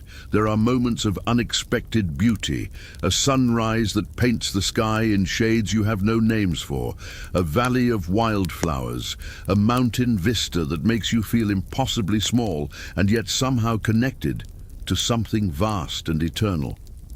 There are moments of profound human kindness, a meal shared with you, Though the giver had little to spare, shelter offered without expectation of payment, a fellow traveler who helps you when you stumble. These moments remind you why you embarked on this journey. They feel like grace, like evidence of divine presence in the world. They sustain you when your body screams for rest, when your feet bleed, when doubt whispers that you should turn back. The scale of this phenomenon, millions of people over centuries undertaking such journeys, speaks to the power of faith and community in the medieval world. Pilgrimage was not a fringe activity, but a central feature of religious and social life. To complete a major pilgrimage elevated your status, earned you respect, marked you as someone who had experienced something extraordinary. As our first segment draws to a close, imagine yourself now weeks into your journey. You have crossed multiple provinces, walked through landscapes that would have seemed foreign and exotic to you just a short time ago. Your body has hardened, your resolve tested and tempered. You still have hundreds of miles ahead of you, countless unknowns to face, but you have already traveled farther than you ever imagined possible. The rhythm of your footsteps continues, steady and sure. Left foot, right foot, the tap of your staff. The road stretches before you, winding into the distance, and you follow it with the faith that has carried you this far, the same faith that carried millions of other pilgrims before you and will carry millions yet to come. The pilgrimage route stretches before you like a thread through a tapestry of dangers, each mile presenting its own particular challenges. As you continue your journey toward Santiago de Compostela, you begin to understand viscerally what you previously knew only as abstract warnings. That the road is not merely difficult, but genuinely perilous in ways both predictable and unexpected. The most immediate and persistent threat comes from those who would prey upon travelers. Bandits haunt the pilgrimage routes like wolves tracking a herd, waiting for stragglers, for those who travel alone or appear particularly vulnerable. These are not the romantic outlaws of later legend, noble thieves who steal from the rich to give to the poor. These are desperate men, often former soldiers or peasants displaced by war or famine, driven to violence by their own struggles for survival. Imagine yourself approaching a stretch of forest, one of those dense woodlands that still cover much of medieval Europe. The path narrows here, enclosed by trees whose branches knit together overhead, filtering the sunlight into a dim, greenish twilight even at midday. Your footsteps seem suddenly loud against the forest floor. Every snap of a twig, every rustle in the undergrowth causes your heart to quicken. You are not alone in your wariness. Other pilgrims speak in hushed tones about this section of the route. A merchant who passed you yesterday warned that 3 pilgrims were robbed here just a fortnight ago, stripped of their possessions and left bound to trees, fortunate to have escaped with their lives. A monk traveling to Santiago told you that the local lord does little to patrol these woods, either lacking the resources or the inclination to ensure travelers' safety. The bandits who operate in such places understand the psychology of their prey. They know that pilgrims, by definition, are people who have left the security of home, who carry whatever wealth they possess upon their persons. They know that many pilgrims travel alone, that even groups are often composed of elderly or infirm individuals for whom pilgrimage is a last act of devotion. They know the routes, the vulnerable points, the places where escape would be difficult. When attacks occur, they unfold with brutal efficiency. Armed men, perhaps 3 or 4 of them, emerge from concealment. They carry clubs, knives, perhaps a sword if they once served in some lord's retinue. Their demands are simple and urgent. Surrender your possessions or face violence. Most pilgrims comply, having little choice. The wise pilgrim carries some obvious coins in an accessible purse, something to satisfy robbers quickly while hiding their true savings more carefully. You have taken precautions. The bulk of your modest funds is sewn into the lining of your cloak in several places, so that losing one cache does not mean losing everything. You carry a staff, which serves as both walking aid and defensive weapon, though you harbor no illusions about your ability to fend off multiple attackers. You try to travel near other pilgrims when possible, knowing that bandits prefer isolated targets. The forest passage takes most of a day, and you emerge into open country with palpable relief.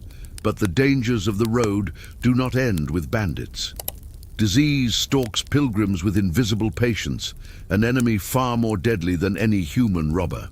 You have already witnessed its effects. 3 days ago, you shared a hospice with a group of pilgrims from Flanders. Among them was a woman, perhaps 40 years of age, who seemed healthy when you all bedded down for the night. By morning, she was fevered, her skin flushed, her breathing labored. Her companions helped her to the next town, hoping to find a physician or at least a place for her to rest and recover, but you saw the worry in their eyes. They knew, as you did, that fever on the road is a sentence that might be commuted, but rarely fully pardoned. The medieval world teems with diseases for which there are no effective treatments. Dysentery, spread by contaminated water and food, can leave you weak and dehydrated within days. Typhus, carried by the lice that infest even the cleanest travelers, brings high fever and distinctive rash. Pneumonia develops from exposure to cold and damp, filling the lungs until each breath becomes a struggle. And always, lurking in the background, is the spectre of plague, that great terror that has swept through Europe in waves, leaving depopulated villages and grieving survivors in its wake. You do what you can to protect yourself. You avoid water that appears stagnant or fouled. You boil water when possible, though this is not always feasible on the road. You eat carefully, avoiding meat that seems spoiled, though your standards for freshness have necessarily declined since beginning this journey. You try to sleep in hospices rather than in the open air, seeking whatever protection from the elements' walls and a roof might provide. But you also understand that illness is often a matter of humors and God's will, concepts that medieval medicine blends together into a worldview where disease represents both natural imbalance and spiritual testing. The physicians you might encounter along the way, rare and expensive consultants, would examine your urine, feel your pulse, perhaps prescribe bleeding to release excess humors, or herbal remedies whose efficacy ranges from genuinely helpful to utterly useless. The more immediate reality is that falling seriously ill on pilgrimage often means the end of your journey, one way or another. If you become too weak to travel, you must either find someone willing to care for you, a monastery, a hospice, a charitable soul, or you will perish by the roadside, becoming one of the anonymous thousands who set out toward holy sites but never reached them. The pilgrimage routes of medieval Europe are lined with unmarked graves, testaments to aspirations that ended in tragedy. Starvation, too, represents a constant concern, though it works more slowly than disease. You rationed your food carefully from the beginning, knowing that your funds are limited and that charity, while real, cannot be counted upon at every stage of your journey. But there are stretches where settlements are sparse, where hospices are few, where the landscape itself seems inhospitable to human habitation. You are crossing such a region now, a series of rocky hills where the soil is thin and poor. The villages here are small and impoverished, their inhabitants struggling to feed themselves with little surplus to share with travelers. You have not eaten a full meal in 3 days, subsisting on the last of your dried bread, now hard as stone and rationed into tiny portions, supplemented by whatever you can forage, wild garlic, a few early berries, mushrooms that you hope are safe based on descriptions you half remember from conversations with more experienced travelers. Hunger is an interesting teacher. At first, it manifests as simple discomfort, a growling in your belly, a preoccupation with thoughts of food. But as it persists, it becomes something more profound. Your thinking becomes sluggish, your body weak. The miles that once passed beneath your feet with steady rhythm now require conscious effort, each step an act of will. You begin to understand how hunger has shaped the medieval world. how the threat of famine governs planting decisions, marriage timing, political stability. You understand why harvest failures can trigger waves of migration, unrest, desperation. The landscape itself conspires against travelers. You're fortunate in your timing. It is late spring, the weather generally mild, the days long. But even now, the terrain presents challenges that would be trivial in your modern world, but loom large in this medieval context. Rivers must be crossed, and bridges are rare, precious structures requiring significant resources to build and maintain. Most river crossings involve fording, wading through water whose depth and current you can only guess at from the shore. You have learned to watch other travelers, to cross where others cross, to use your staff to probe the river bottom before committing your full weight to each step. Even so, you have had several frightening moments. A stumble on slippery stones, a current stronger than anticipated that nearly swept you off your feet, a crossing where the water reached your chest and you clutched your pack above your head, praying that you would reach the far bank before your strength failed. Some crossings are managed by ferrymen, boat operators, who charge fees to transport pilgrims across larger rivers. These fees are modest by modern standards, but significant for you. A few coins that might otherwise buy several meals. Yet you pay them, understanding that attempting to swim across a major river with your pack would be suicidal. The mountains present their own particular challenges. The Pyrenees loom ahead of you, that great barrier between France and Iberia, and you know that crossing them will be one of the most demanding portions of your entire journey. Other pilgrims have described the ascent, steep paths that wind upward through increasingly sparse vegetation, air that grows thin and cold, passes where snow lingers even into summer. For now, you're traversing smaller hills, but even these demand respect. The paths are often steep, rocky, treacherous with loose stones that can turn an ankle or send you tumbling downward. You climb for hours, your breathing heavy, your legs burning with effort, only to descend the far side with equal caution, knowing that downhill travel is when most injuries occur, when tired legs buckle and weary concentration lapses. Wild animals, while not the most common danger, are nonetheless a real concern. Wolves still inhabit the forests of medieval Europe, their populations not yet reduced to the remnants that will survive into later centuries. They are generally wary of humans, particularly humans in groups, but a lone traveler or someone injured or ill might appear as vulnerable prey. You have heard their howling at night, a sound that sends primal fear coursing through you despite your rational understanding that an attack is unlikely. Boars, too, are dangerous, particularly if startled or if protecting young. These are not the docile domestic pigs of farmyards, but powerful wild animals with sharp tusks and aggressive temperaments. You have learned to make noise as you walk through areas where boars might lurk, to give them opportunity to avoid you as you seek to avoid them. Bears inhabit the more remote mountain regions, though you are unlikely to encounter one unless you venture far from established routes. Still, the stories travel along the pilgrimage road. A shepherd mauled, a traveler who stumbled upon a den, encounters that ended in death or terrible injury. The weather already mentioned deserves deeper consideration, for it shapes your experience in ways both obvious and subtle. A sudden storm can transform your journey from uncomfortable to dangerous in moments. Rain soaks your clothing, your pack, everything you own. Wool, the primary fabric of medieval garments, becomes heavy and sodden, chafing against your skin. Your shoes, such as they are, fill with water, softening and losing what shape they once possessed. If the temperature drops while you are wet, hypothermia becomes a real threat. You have no waterproof materials, no technical fabrics that wick moisture away from skin.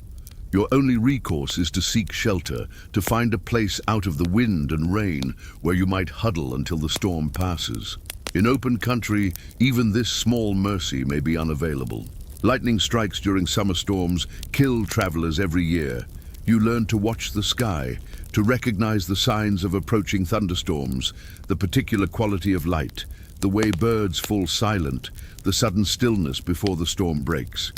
When you see these signs, you seek low ground, avoid solitary trees, crouch down and wait, hoping that the storm will pass quickly and that the lightning will seek other targets. Heat, conversely, can be equally dangerous in its own way.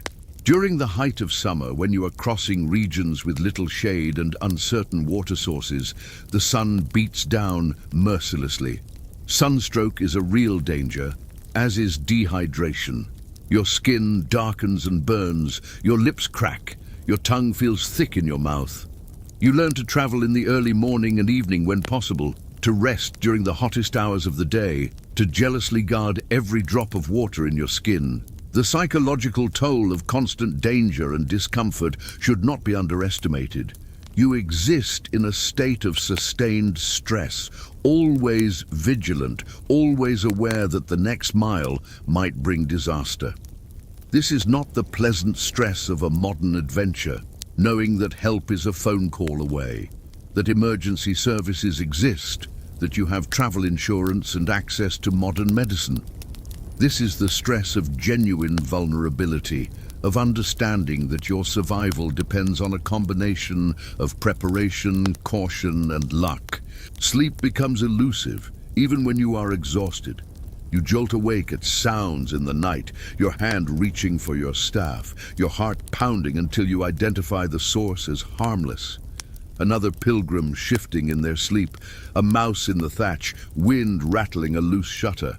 The cumulative effect of poor sleep, inadequate nutrition, constant physical exertion, and ambient stress is a kind of ground-down weariness that becomes your normal state. And yet you persist.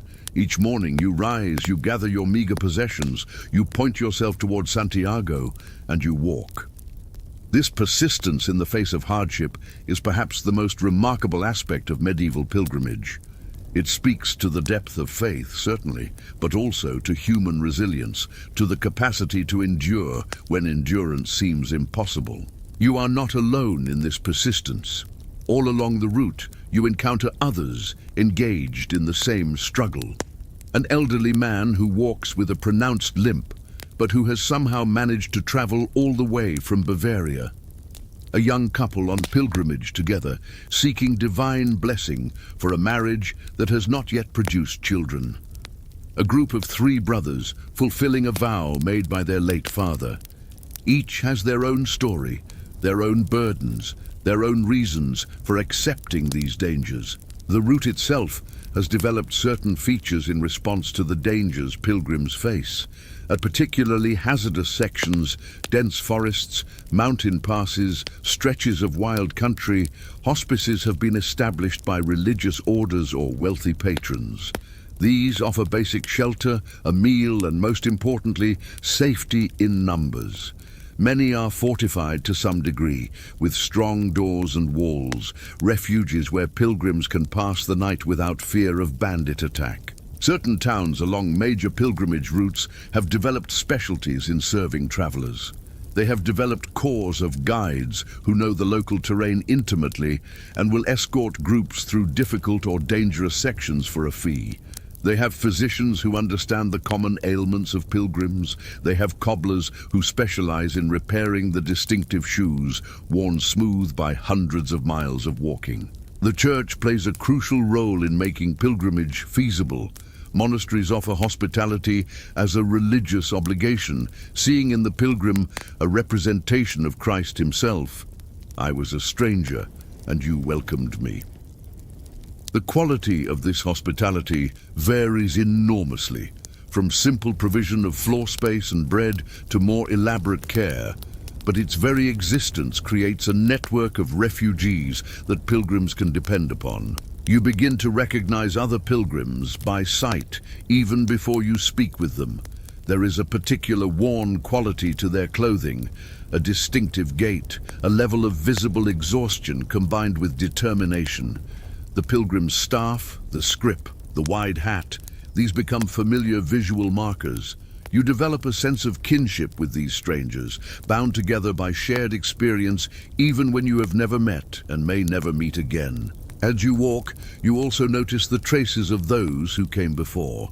At difficult river crossings, you find cairns of stones built up by previous travelers, marking the safest route. At confusing trail junctions, someone has stacked rocks or carved simple marks into trees to indicate the proper direction. These small acts of anonymous charity, pilgrims helping those who will follow, create a sense of community across time, a silent conversation between generations of travelers. The dangers of the pilgrimage road are not evenly distributed. Some sections have reputations as particularly hazardous, and these reputations are generally earned. The approach to the Pyrenees, for instance, is known for both banditry and harsh weather. Certain coastal routes expose travelers to raids by pirates or hostile forces. Border regions, where political authority is contested or weak, become havens for outlaws. Conversely, some sections of major pilgrimage routes are relatively safe and well maintained, particularly those passing through prosperous regions where local authorities have both the resources and the incentive to protect travelers. These stretches offer a welcome respite, a chance to recover strength, to eat better, to sleep more soundly. You learn to read the landscape with new eyes, to assess danger with senses honed by weeks or months of travel. That stand of trees ahead, does it offer welcome shade or potential ambush? That inn you approach, does it have the look of an honest establishment, or might it harbor thieves who rob guests as they sleep? That group of travelers ahead, should you hurry to join them for mutual protection or keep your distance, unsure of their intentions? These calculations become second nature, operating below the level of conscious thought. You are constantly evaluating, assessing, preparing for possibilities both likely and remote. This vigilance is exhausting, but it is also necessary. Many pilgrims who let their guard down, who assumed that the worst dangers were behind them, discovered their error in harsh ways. Yet for all these dangers, for all the grim realities, it is important to remember that most pilgrims did complete their journeys. The route to Santiago de Compostela, to Rome, to Canterbury, these were not death marches, but achievable if difficult undertakings. The dangers were real, but not insurmountable. Preparation, caution, faith, and a measure of luck saw most travelers through to their destinations. As you continue walking, the miles accumulating behind you, you carry with you the stories of dangers faced and overcome. The night you helped fend off a would-be robber by joining with other pilgrims to present a united front. The fever that struck you for 3 days, but which you survived thanks to the care of monks at a monastery who housed you until you recovered. The mountain pass, where snow still lingered and the path was treacherous with ice, navigated inch by careful inch. The ford where you helped an elderly pilgrim across, repaying kindness that others had shown you. These experiences mark you, shape you, become part of who you are. You are no longer simply a weaver from a French village. You are a pilgrim, someone who has walked through danger and emerged on the far side, someone who has relied on strangers and been relied upon in turn, someone who has tested the limits of their endurance and found reserves they did not know they possessed. The road stretches onward, still hundreds of miles ahead, but you have come to understand something fundamental about the pilgrimage. The destination matters certainly, but the journey itself is the transformation.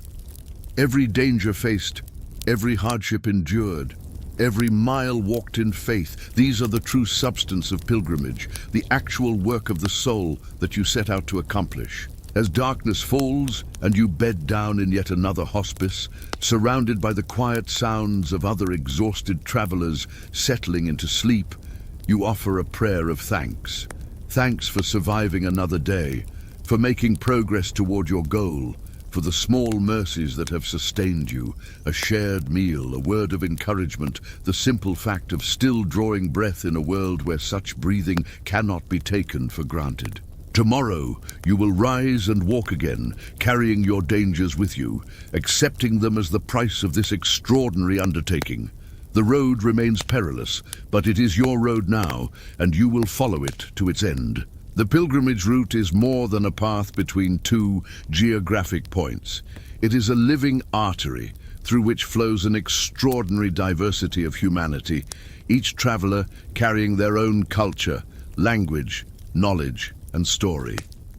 As you continue your journey towards Santiago de Compostela, you begin to realize that the road itself has become a kind of university, a place of learning unlike any you could have imagined in your small village. Imagine yourself on a mild afternoon in early summer, walking through a region of rolling farmland dotted with stone walls and sheep.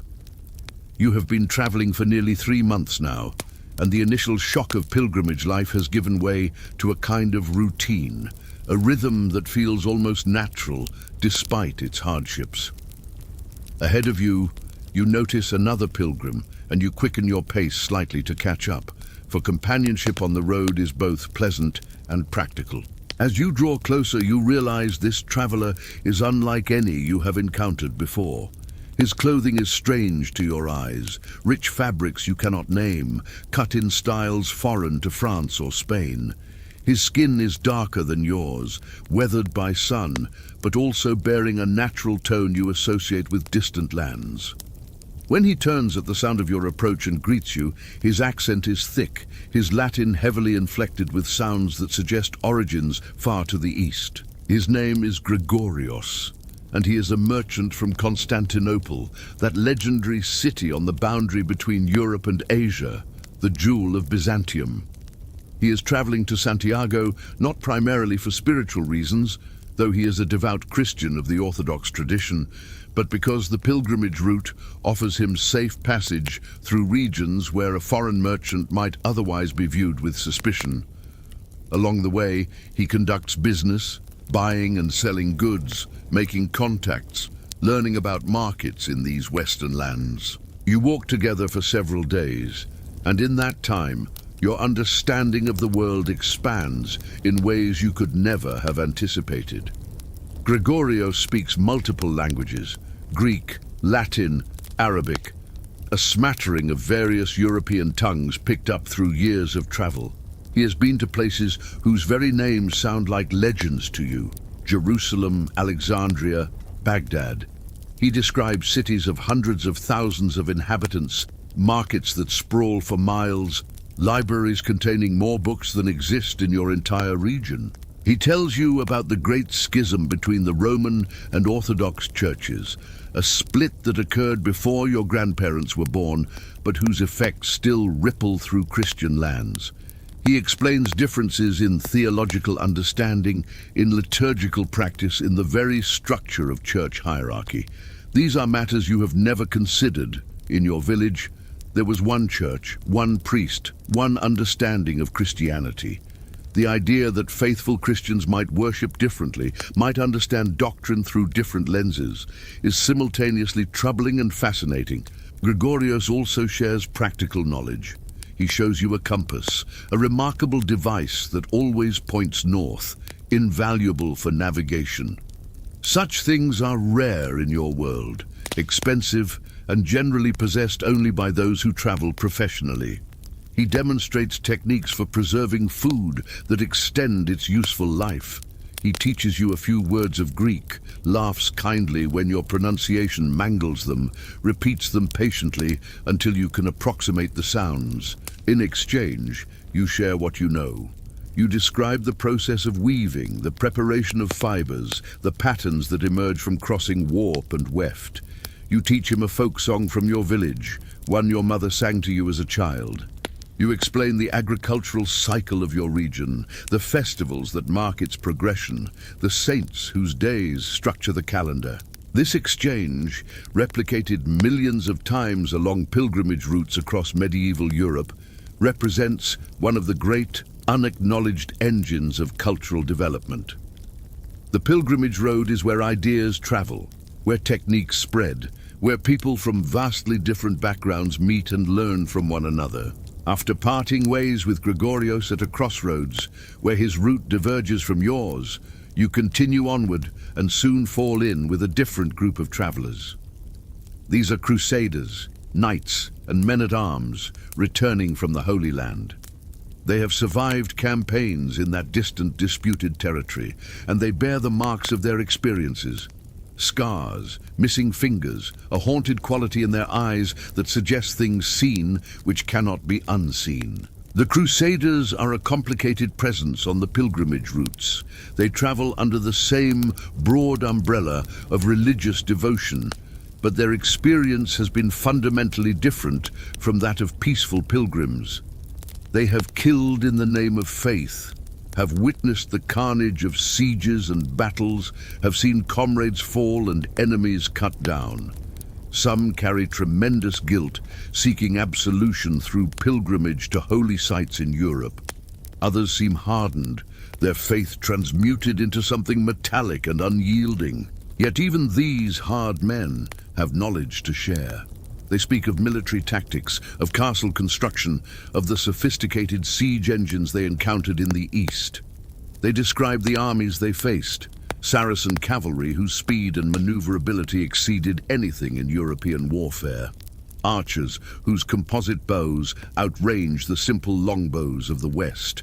They tell of Greek fire, that mysterious incendiary weapon that burns on water, that can turn naval battles into floating infernos. More peacefully, they describe the architecture they witnessed. Mosques with their distinctive domes and minarets, fortifications built according to principles unknown to European engineers. They tell of bazaars where goods from India, China, Persia and Africa converge, where spices and silks and precious metals change hands in transactions governed by complex systems of credit and exchange. One crusader, a younger knight named Raoul, takes particular interest in your destination. He has been to Santiago before, years ago, before taking up the cross. He shares advice about the final approaches to the cathedral, about hospices in the city where pilgrims of modest means can find clean lodging, about the proper protocols for venerating the saints' relics. His guidance is practical and generous, a kind of payment forward for assistance others provided him in his own journeys. The Crusaders travel with their own dangers and tensions. Some carry wealth looted from conquered cities, making them targets for bandits bold or desperate enough to attack armed men.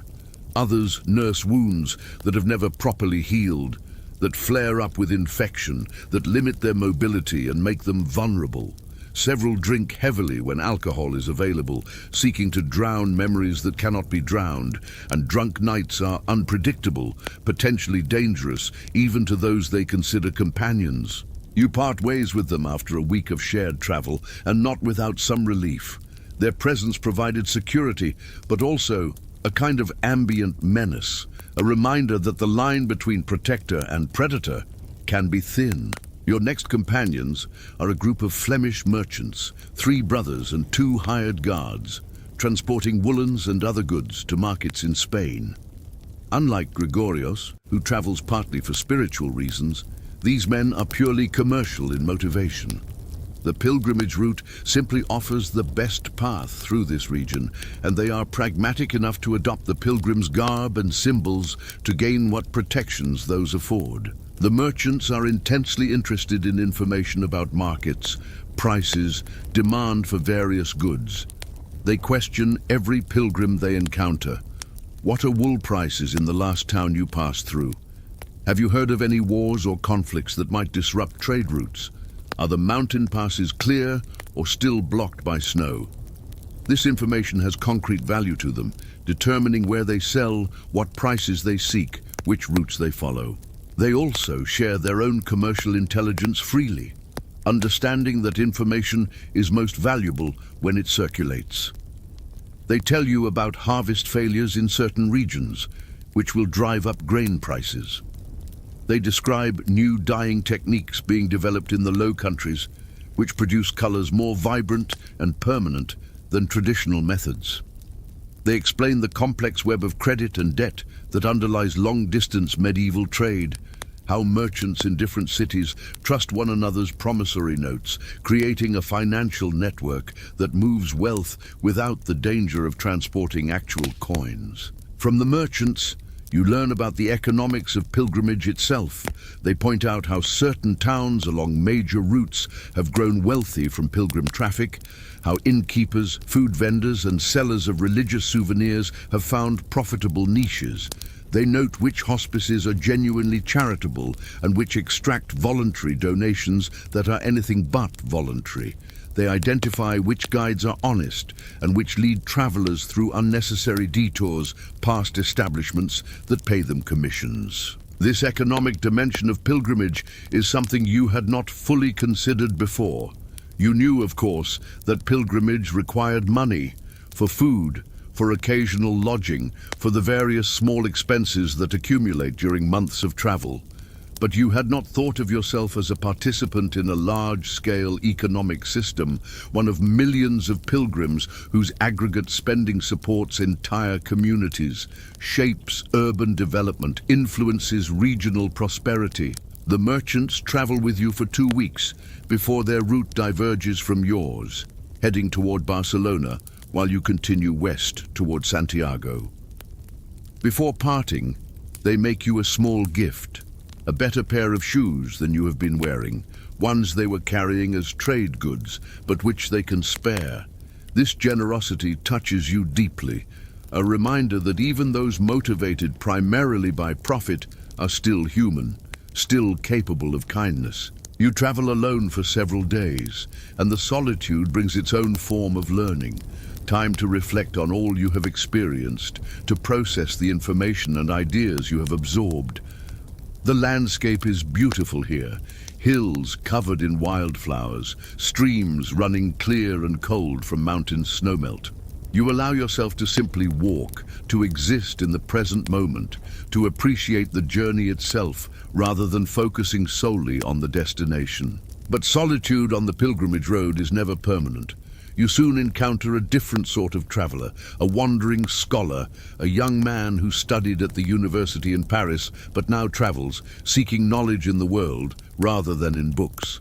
His name is Jean, and he is perhaps 25 years old, thin to the point of gauntness, with the intense eyes of someone perpetually engaged with ideas. Jean is a revelation. He speaks Latin with the fluency and precision of education, and he is fascinated by everything. The geology of the landscape, the plants growing by the roadside, the dialects of the people you encounter. He carries a small collection of books, precious volumes wrapped carefully in oiled cloth, which he reads during rest breaks. He sketches constantly, drawing maps, plants, architectural details of churches you pass, anything that catches his interest. Through Jean, you glimpse the world of medieval scholarship, a realm you knew existed but never truly understood. He explains the quadrivium and trivium, the 7 liberal arts that form the foundation of university education. He discusses the great philosophical questions that occupy learned minds, the nature of universals, the relationship between faith and reason, the proper interpretation of ancient texts. He also shares knowledge more immediately practical. Jun has studied medicine, and he recognizes plants with healing properties growing along the roadside. He shows you which herbs can soothe upset stomachs, which can be made into poultices for wounds, which can help with headaches or sleeplessness. He teaches you about the theory of humors, explaining how illness results from imbalances of blood, phlegm, yellow bile, and black bile. While much of this theory is incorrect by modern standards, some of the treatments derived from it, rest, certain herbal remedies, attention to diet, have genuine value. Jan is also deeply interested in the diversity of people along the pilgrimage route. He questions everyone you meet about their languages, their customs, their beliefs. He is particularly fascinated by regional variations in Christianity, how saints venerated in one region are unknown in another, how liturgical practices differ, how folk beliefs blend with orthodox theology in ways that would trouble church authorities if they looked too closely. One evening, camped by a stream with a small fire for warmth and light, Jean asks you to tell him everything about your village, its layout, its economy, its social structure, its annual cycle of festivals and work. You describe it as best you can, matters you have never thought to articulate in such detail.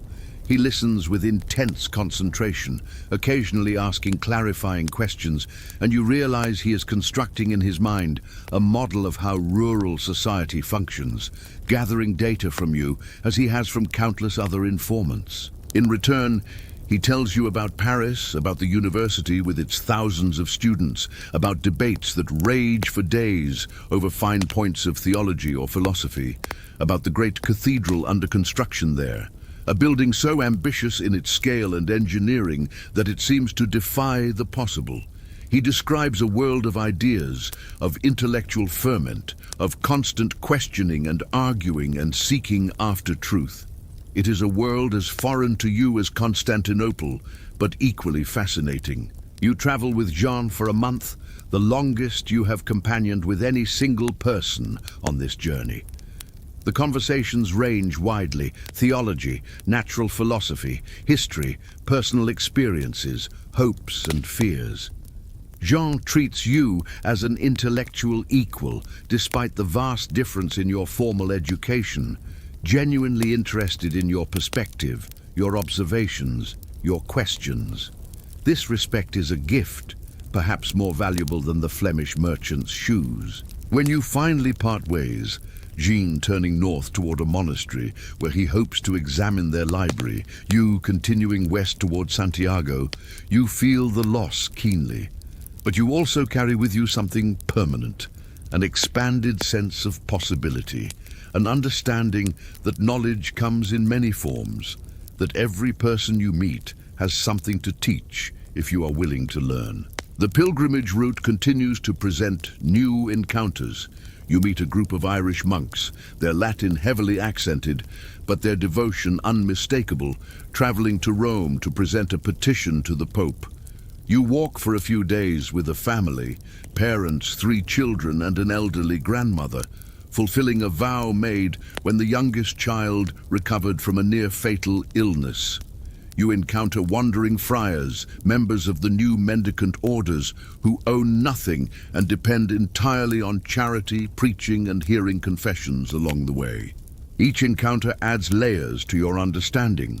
The Irish monks teach you about the distinctive illuminated manuscripts their monasteries produce, about the complicated politics of Irish Christianity, about the ancient legends of their island. The family shares the intimate details of domestic life, how they manage their small farm, how they navigate relationships with the local lord, how they plan for their children's futures in a world of limited opportunities. The friars discuss their understanding of poverty as a spiritual path, their belief that owning nothing frees them to focus entirely on serving God and humanity. You also encounter people traveling for reasons that have little to do with religion. Entertainers, jugglers, musicians, storytellers who move from town to town, from fair to fair, making their living through performance. Craftsmen traveling to seek work in distant cities where their skills are in demand.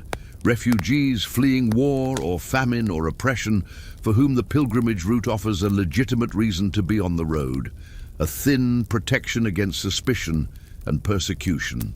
The entertainers are particularly interesting. They carry news and rumors, stories and songs, connecting distant places through oral networks faster and more reliable than official communications. They know which lords are generous patrons and which are miserly, which towns welcome outsiders and which are hostile, where festivals will be held and when. They perform in the evenings when pilgrims gather in hospices or inns, offering distraction from the day's hardships, creating moments of joy and laughter that feel precious against the backdrop of difficulty. One juggler, a woman named Marguerite, performs tricks that seem impossible, keeping 5 balls in the air simultaneously, balancing on a single hand, contorting her body into shapes that defy normal anatomy. She travels with her husband, who plays a small drum and pipes, providing accompaniment. They have been on the road for 15 years, have performed before kings and peasants, have survived through skill and adaptability. Marguerite teaches you a simple juggling pattern with 3 small stones, laughing at your initial clumsiness, but patient in her instruction. By the time you part ways, you can maintain the pattern for a few moments, and she tells you that if you practice during your walks, you will improve. This small skill seems frivolous, but it represents something important: the human capacity for play, for beauty, for activities that serve no practical purpose beyond joy. The cultural exchange along the pilgrimage route is not only about grand ideas or practical skills, it is also about food, about music, about the small details of daily life that vary from place to place. You taste dishes you have never encountered. A spicy stew from a merchant who traveled through Iberia, a sweet pastry made with honey and nuts that a German pilgrim shares, a fermented drink from the north that burns your throat but warms your belly. You learn songs in languages you do not speak, the melodies and rhythms carrying meaning beyond words.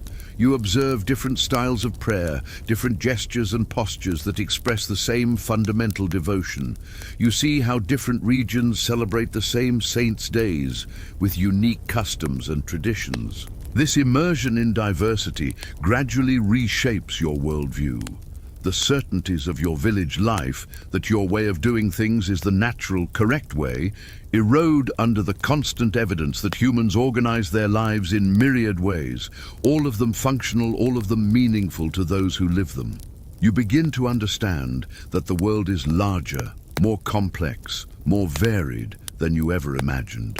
Yet this understanding does not diminish your faith or your sense of purpose. If anything, witnessing such diversity strengthens your appreciation for the underlying unity of Christian pilgrimage. Despite differences in language, customs, and background, all these travelers are moving toward the same types of destinations, seeking connection with the divine, hoping for grace, for healing, for salvation. This shared purpose creates bonds that transcend surface differences.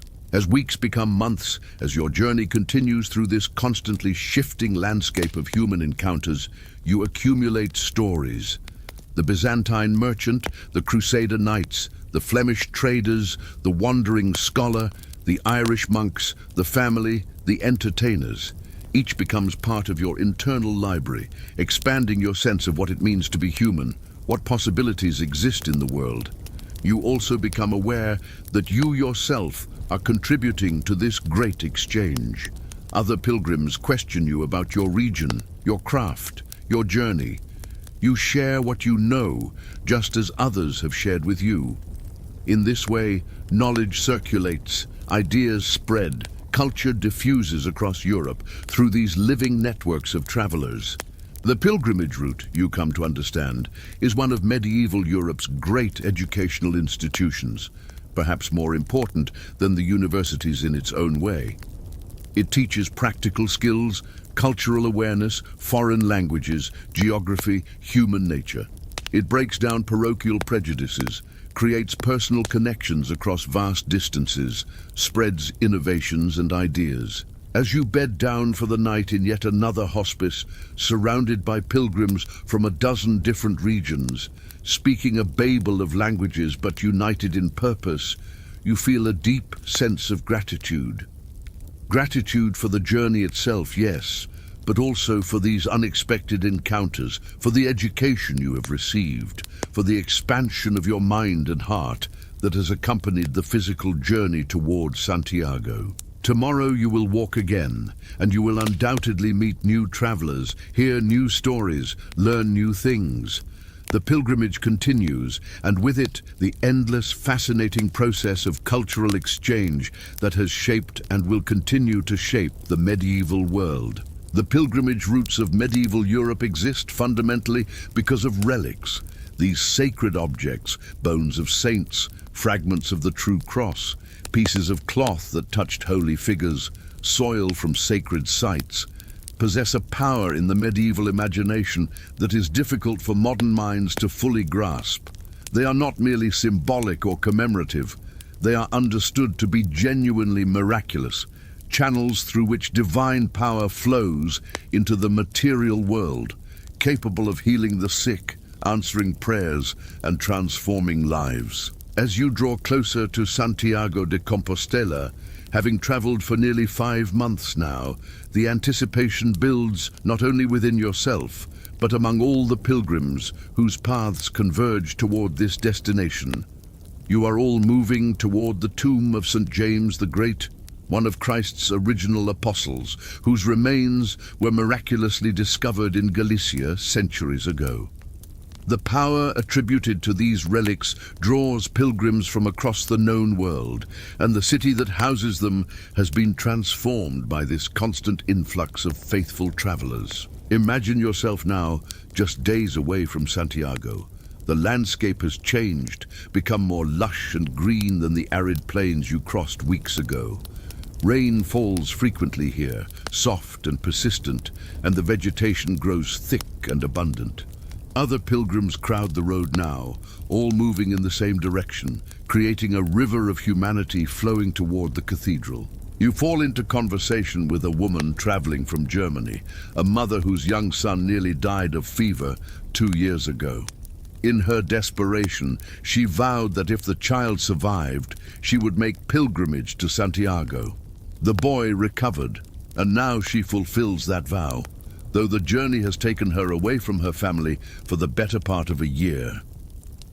She carries with her a small wax model of her son, which she will leave at the saint's tomb as a votive offering, a permanent prayer of thanksgiving. This practice of votive offerings is common throughout medieval Christendom. Pilgrims bring representations of themselves, of loved ones, of afflicted body parts, wax legs offered by those healed of lameness, wax eyes from those whose sight was restored, wax hearts from those suffering ailments of that organ. The shrines of major pilgrimage sites are surrounded by thousands of such offerings, tangible evidence of prayers offered and supposedly answered. The German woman tells you about her village's patron saint, whose small church contains a finger bone of the saint, housed in an elaborate reliquary of silver and gold. This relic, she explains, is processed through the village each year on the saint's feast day, and people line the streets to see it pass, to receive its blessing, to touch the reliquary and absorb some measure of its holy power. She describes healings attributed to this relic: a man's broken leg that mended faster than natural, a woman's barrenness that ended with conception, a child's affliction that vanished overnight. These stories of miraculous healing follow predictable patterns. Someone suffers from an ailment that medieval medicine cannot cure. They pray to a particular saint, often after trying other saints without success. They visit the saint's shrine or relic, or sometimes the relic is brought to them if they are too ill to travel. They pray, they touch the reliquary, they keep vigil through the night. And then, sometimes immediately, sometimes after returning home, sometimes after a period of days or weeks, their condition improves or resolves entirely. From a modern perspective, we can identify several possible explanations for these reported miracles that do not require supernatural intervention. Spontaneous remission occurs in many conditions. The placebo effect is genuine and powerful, capable of producing real physiological changes. Misdiagnosis means that some conditions thought serious or fatal were actually less severe. The psychological impact of hope, of community support, of the profound experience of pilgrimage can trigger healing responses in the body. But the medieval mind does not think in these categories. In their understanding, the world is saturated with divine presence, and miracles are not violations of natural law, but expressions of God's will manifesting through holy intermediaries. A healing is attributed to a saint's intercession because that is the framework through which they understand causation, the lens through which they interpret experience. The economic impact of relics and the miracles attributed to them cannot be overstated. Consider Santiago de Compostela itself. Before the discovery of St. James's remains, it was a minor settlement in a remote region of Iberia. The relic transformed it into one of the most important pilgrimage destinations in Europe, rivaling Rome and Jerusalem. The city grew wealthy on the constant stream of pilgrims, each needing food, lodging, guidance, and souvenirs to carry home. As you approach the city, you begin to encounter the infrastructure built to serve pilgrims. Hospices become more numerous and more elaborate. Inns cluster along the final approaches, their signs competing for attention, their proprietors calling out to passing pilgrims, advertising clean beds, good food, fair prices. Markets specialize in pilgrim needs, vendors selling scallop shells, the symbol of St. James, in various sizes and materials, from simple natural shells to elaborate silver versions that cost as much as a peasant might earn in months. You pass workshops where craftsmen produce religious souvenirs, small lead ampullae designed to hold holy water or oil from the shrine, pewter badges stamped with images of St. James, wooden staffs carved with prayers and scenes from the saint's life. These items serve multiple purposes. They are devotional objects, yes, but they are also proof of having completed the pilgrimage, status symbols that will be displayed in homes and worn on special occasions, visible markers of faith and accomplishment. The city itself, as you finally enter it after 5 months of travel, is unlike anything you have experienced. It is larger than any settlement you have ever visited, with thousands of permanent residents and thousands more pilgrims present at any given time. The streets are narrow and crowded, filled with people speaking dozens of languages, with vendors hawking goods, with beggars pleading for alms, with officials trying to maintain some semblance of order. The cathedral dominates the cityscape, a massive stone structure that took decades to build and continues to be elaborated and improved. Its construction was financed largely by donations from pilgrims and by the broader economy that pilgrimage generates. The church itself is both a house of worship and a sophisticated economic engine, managing properties, collecting revenues, employing hundreds of clergy, craftsmen, and servants. You join the throngs of pilgrims moving toward the cathedral, and the anticipation is palpable, almost physical.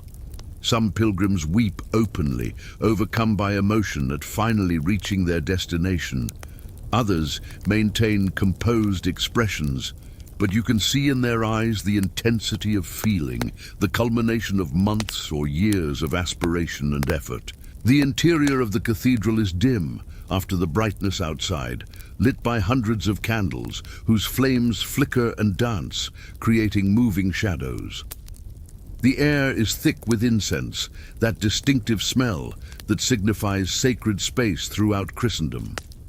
The walls are adorned with frescoes depicting scenes from St. James's life and martyrdom, with paintings of miracles attributed to his intercession, with images of Christ, Mary, and other saints. At the center of it all is the shrine itself, the tomb of St. James, surrounded by elaborate metalwork and precious stones, illuminated by scores of candles. Pilgrims queue to approach it, to touch it, to pray before it, to leave their offerings. The line moves slowly, each person taking their time, savoring this moment they have traveled so far to experience. When your turn comes, you kneel before the shrine. Your hands, calloused and scarred from months of travel, reach out to touch the stone. You close your eyes and pray. Prayers of thanksgiving for surviving the journey, prayers for loved ones at home, prayers for forgiveness, prayers requesting intercession for needs both spiritual and material. Time seems to suspend. The noise of the cathedral fades to a distant background. In this moment, you feel connected to something larger than yourself, part of a tradition stretching back centuries, encompassing millions of pilgrims who have knelt in this same spot, offered these same types of prayers. Eventually, you rise and move aside, making room for the next pilgrim. You find a quiet corner of the cathedral and simply sit, allowing the experience to settle within you. Around you, other pilgrims keep their own vigils. Some sleep, exhausted by their journeys. Others pray continuously. Still others simply sit in silence, contemplating mysteries beyond words. Over the following days, you explore the city and learn more about how the cult of St. James functions as both spiritual center and economic enterprise. The cathedral employs a large staff to manage pilgrim affairs. There are officials who verify that pilgrims have truly completed the journey, issuing certificates of completion called compostelas. There are clergy who hear confessions in multiple languages, who say masses specifically for pilgrims, who manage the complex logistics of serving thousands of visitors. The city has developed sophisticated systems for accommodating pilgrims of different social classes. The wealthy can afford private lodgings in fine inns, can make generous donations that earn them special access and recognition. The poor can find basic shelter in charitable hospices, can rely on the church's obligation to provide for travelers. Between these extremes exists a spectrum of options, each serving different segments of the pilgrim market. You visit one of the larger hospices, a sprawling complex that can house hundreds of pilgrims simultaneously. It operates on donations but also receives funding from the cathedral and from wealthy patrons. The staff includes monks who manage the facility, lay workers who clean and maintain it, cooks who prepare simple meals, and guards who maintain order and security. Pilgrims stay for varying lengths, some for just a night or two before beginning their return journey, others for weeks, recovering strength or waiting for traveling companions. The hospice includes a small hospital for pilgrims who fell ill during their travels or who arrived in medical distress. You visit this section and witness the reality of medieval medicine and charity in action. Monks trained in healing arts tend to the sick, applying herbal remedies, performing basic surgeries like lancing infected wounds, offering prayer and comfort. Some patients recover and eventually continue their journeys. Others, too far gone when they arrived or afflicted with conditions beyond medieval medicine's capacity to treat, die here, far from home, attended by strangers performing acts of Christian mercy. The city's markets reveal another dimension of pilgrimage economics. Beyond the obvious pilgrim souvenirs, there is robust trade in all manner of goods. Merchants from across Europe bring products to sell: fine textiles, spices, metalwork, books, specialized tools. The constant flow of pilgrims, including wealthy nobles and merchants, creates a cosmopolitan marketplace where exotic goods find buyers. Local artisans have developed specialties catering to pilgrims. Cobblers repair or replace shoes worn through by hundreds of miles of walking. Tailors mend or replace pilgrim garments. Scribes write letters for illiterate pilgrims, dictating messages home reporting safe arrival. Artists paint small devotional images on wood or parchment, personalized souvenirs of the pilgrimage. You purchase a scallop shell to wear on your return journey, a badge that will mark you as someone who has completed the pilgrimage to Santiago. The vendor, a cheerful man who speaks several languages with varying degrees of fluency, tells you about the legends associated with the shell, how scallop shells appeared on the shore when St. James's body was brought to Galicia, how pilgrims wear them as protection during their journeys, how the shell's radiating lines symbolize the many routes that lead to Santiago from across Europe. In the evenings, you attend special masses for pilgrims, elaborate ceremonies that acknowledge the diversity of the congregation. The priests speak in Latin, the universal language of the church, but sermons are delivered in multiple vernacular languages: French, German, Italian, English, ensuring that all pilgrims can understand the core messages. These services are both genuinely devotional and somewhat theatrical, designed to impress pilgrims with the grandeur and authority of the church. You also hear stories, countless stories, of miracles attributed to St. James. Some are dramatic. A merchant whose ship was sinking in a storm prayed to St. James and was miraculously transported to shore. arriving with scallop shells covering his body, physical proof of divine intervention. Others are more modest. A woman's headaches that ceased after visiting the shrine, a man's limp that improved after keeping vigil through the night. These miracle stories serve multiple functions. They reinforce faith, providing tangible examples of divine power active in the world. They encourage donations. Many stories emphasize the generosity of the person experiencing the miracle and sometimes explicitly state that miracles are more likely for those who give liberally to the shrine. They advertise the power of this particular saint and this particular location, competing with other pilgrimage sites for pilgrims and their money. The church carefully manages its miracle narratives. Clergy collect accounts from pilgrims, sometimes writing them down in miracle books that document the shrine's power. They verify some stories, questioning witnesses, looking for evidence. They promote accounts that enhance the shrine's reputation and quietly discourage stories that seem too incredible or that might invite skepticism. This is marketing in medieval terms, managing a brand, maintaining the shrine's position in the competitive marketplace of holy sites. You spend 2 weeks in Santiago, longer than you initially planned. Partly this is practical. You need rest, need to recover your strength for the long journey home. But partly it is spiritual and emotional. After months of travel, of constant movement toward a goal, arriving brings a strange mixture of fulfillment and disorientation.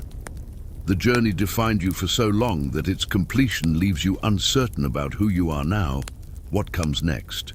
During these weeks, you continue to meet other pilgrims, hearing their stories, comparing experiences. A Flemish widow tells you about her journey to Rome before coming to Santiago, describing the papal basilicas, the catacombs, the overwhelming sense of history in that ancient city. An English knight describes Jerusalem, that most dangerous and prestigious of pilgrimage destinations, the places where Christ walked, the Church of the Holy Sepulchre, the intensity of devotion mixed with the constant threat of violence in that contested land. These conversations reveal the hierarchy of pilgrimage destinations. Jerusalem ranks highest, the most difficult, dangerous, and therefore most spiritually valuable. Rome comes next, seat of the papacy, home to countless relics and martyrs' tombs. Santiago occupies the third tier, important and respected, but not quite matching the prestige of the two greater destinations. Below these exist hundreds of lesser pilgrimage sites, each with their own saint, their own relics, their own claims to miraculous power. You also learn about the darker aspects of pilgrimage commerce. Some vendors sell fraudulent relics, bones claimed to be from saints, but actually from ordinary people or even animals. Some guides deliberately lead pilgrims through longer, more expensive routes than necessary, collecting commissions from the inns and shops they patronize. Some beggars are professionals who feign illness or disability, exploiting pilgrim charity. The line between legitimate religious economy and exploitation is not always clear, and both church authorities and secular officials struggle to regulate the industries that have grown around pilgrimage. Yet for all the commercialization, for all the human greed and fraud that inevitably accompany any large-scale human enterprise, genuine devotion remains at the heart of pilgrimage. The vast majority of pilgrims are sincere in their faith, their prayers, their hope for divine grace. The miracles they report, whether explainable by natural causes or not, represent real experiences of healing, transformation, and answered prayer within the framework of their understanding. As you prepare to begin your return journey, you reflect on what you have witnessed and experienced in Santiago. The cathedral with its elaborate shrine, the crowds of pilgrims from every corner of Europe and beyond, the sophisticated infrastructure of hospitality and commerce, the stories of miracles and healing, all of it combines to create something powerful, a focal point of medieval Christian culture, a place where the sacred and the commercial, the spiritual and the material, the miraculous and the mundane intertwine in ways that cannot be neatly separated. You purchase a few small items to carry home. An ampulla filled with holy water from the shrine, a small leaden badge bearing St. James's image, a piece of parchment with a prayer written in Latin. These are your souvenirs, your proof of completion, your tangible connections to this extraordinary journey. More importantly, you carry memories, experiences, a transformation of self that cannot be reduced to physical objects. The return journey will be long, will present its own challenges and dangers, but it will be different from the outward journey. You are no longer a pilgrim traveling toward a destination, but someone returning home, carrying the blessing and power of the saint, changed by the experience in ways both obvious and subtle. As you join the stream of pilgrims leaving Santiago, heading back toward France and eventually your village, you understand that you have participated in something larger than yourself. You have walked in the footsteps of millions who came before and millions who will follow. You have contributed in your small way to the economic and spiritual ecosystem that sustains these sacred places.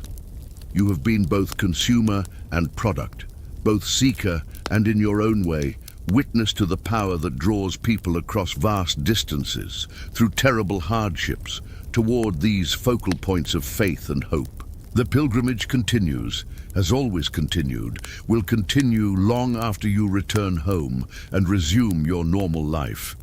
The relics remain in their shrines, the miracles are reported and recorded, the economies flourish, and the faithful continue to seek something beyond the ordinary, something transcendent, something that makes the hardships worthwhile and the dangers acceptable. This is the enduring legacy of medieval pilgrimage, expressed through relics and miracles and the elaborate systems built around them. The pilgrimage routes of medieval Europe left marks upon the landscape that endure long after the individual pilgrims who walked them have turned to dust. These paths, worn smooth by millions of feet over centuries, became more than temporary tracks through wilderness. They evolved into permanent infrastructure, shaping the physical, economic and cultural geography of the continent in ways that ripple forward through time, touching even our modern world. Imagine yourself now on your return journey from Santiago de Compostela, retracing much of the route you followed westward months ago. But you travel with different eyes now, attuned to patterns and systems you did not fully perceive during your outward journey. The desperation to reach your destination has been replaced by a more contemplative pace, and this allows you to notice the subtle and not so subtle ways that pilgrimage has transformed the landscape through which you move. The roads themselves tell a story of accumulated investment and maintenance. In regions where major pilgrimage routes pass through, the paths are noticeably better maintained than the tracks and byways serving purely local traffic. Local lords and church authorities have recognized that pilgrims represent both spiritual obligation and economic opportunity, and they have responded by improving the routes. You walk along stretches where stones have been laid to create crude but effective paving, preventing the path from becoming an impassable, muddy trough during rainy seasons.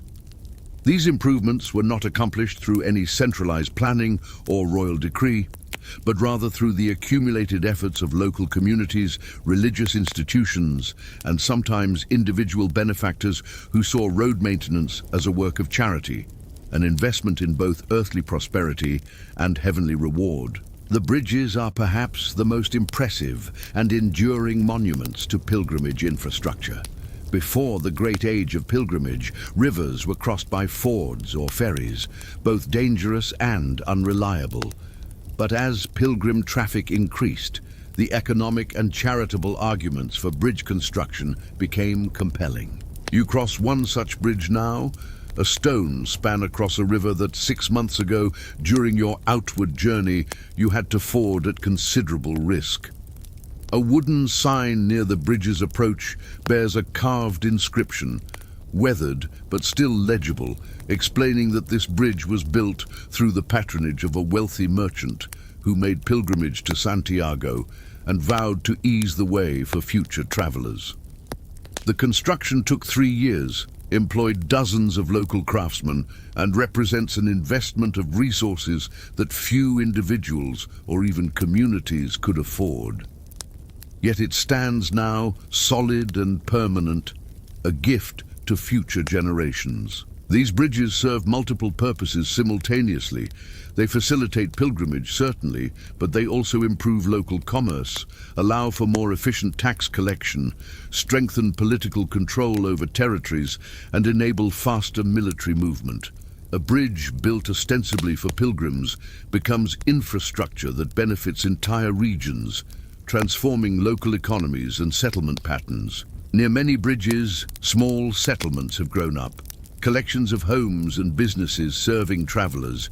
You pass through one such village, barely more than a cluster of buildings, but each structure oriented toward serving those who cross the bridge. An inn provides lodging and meals.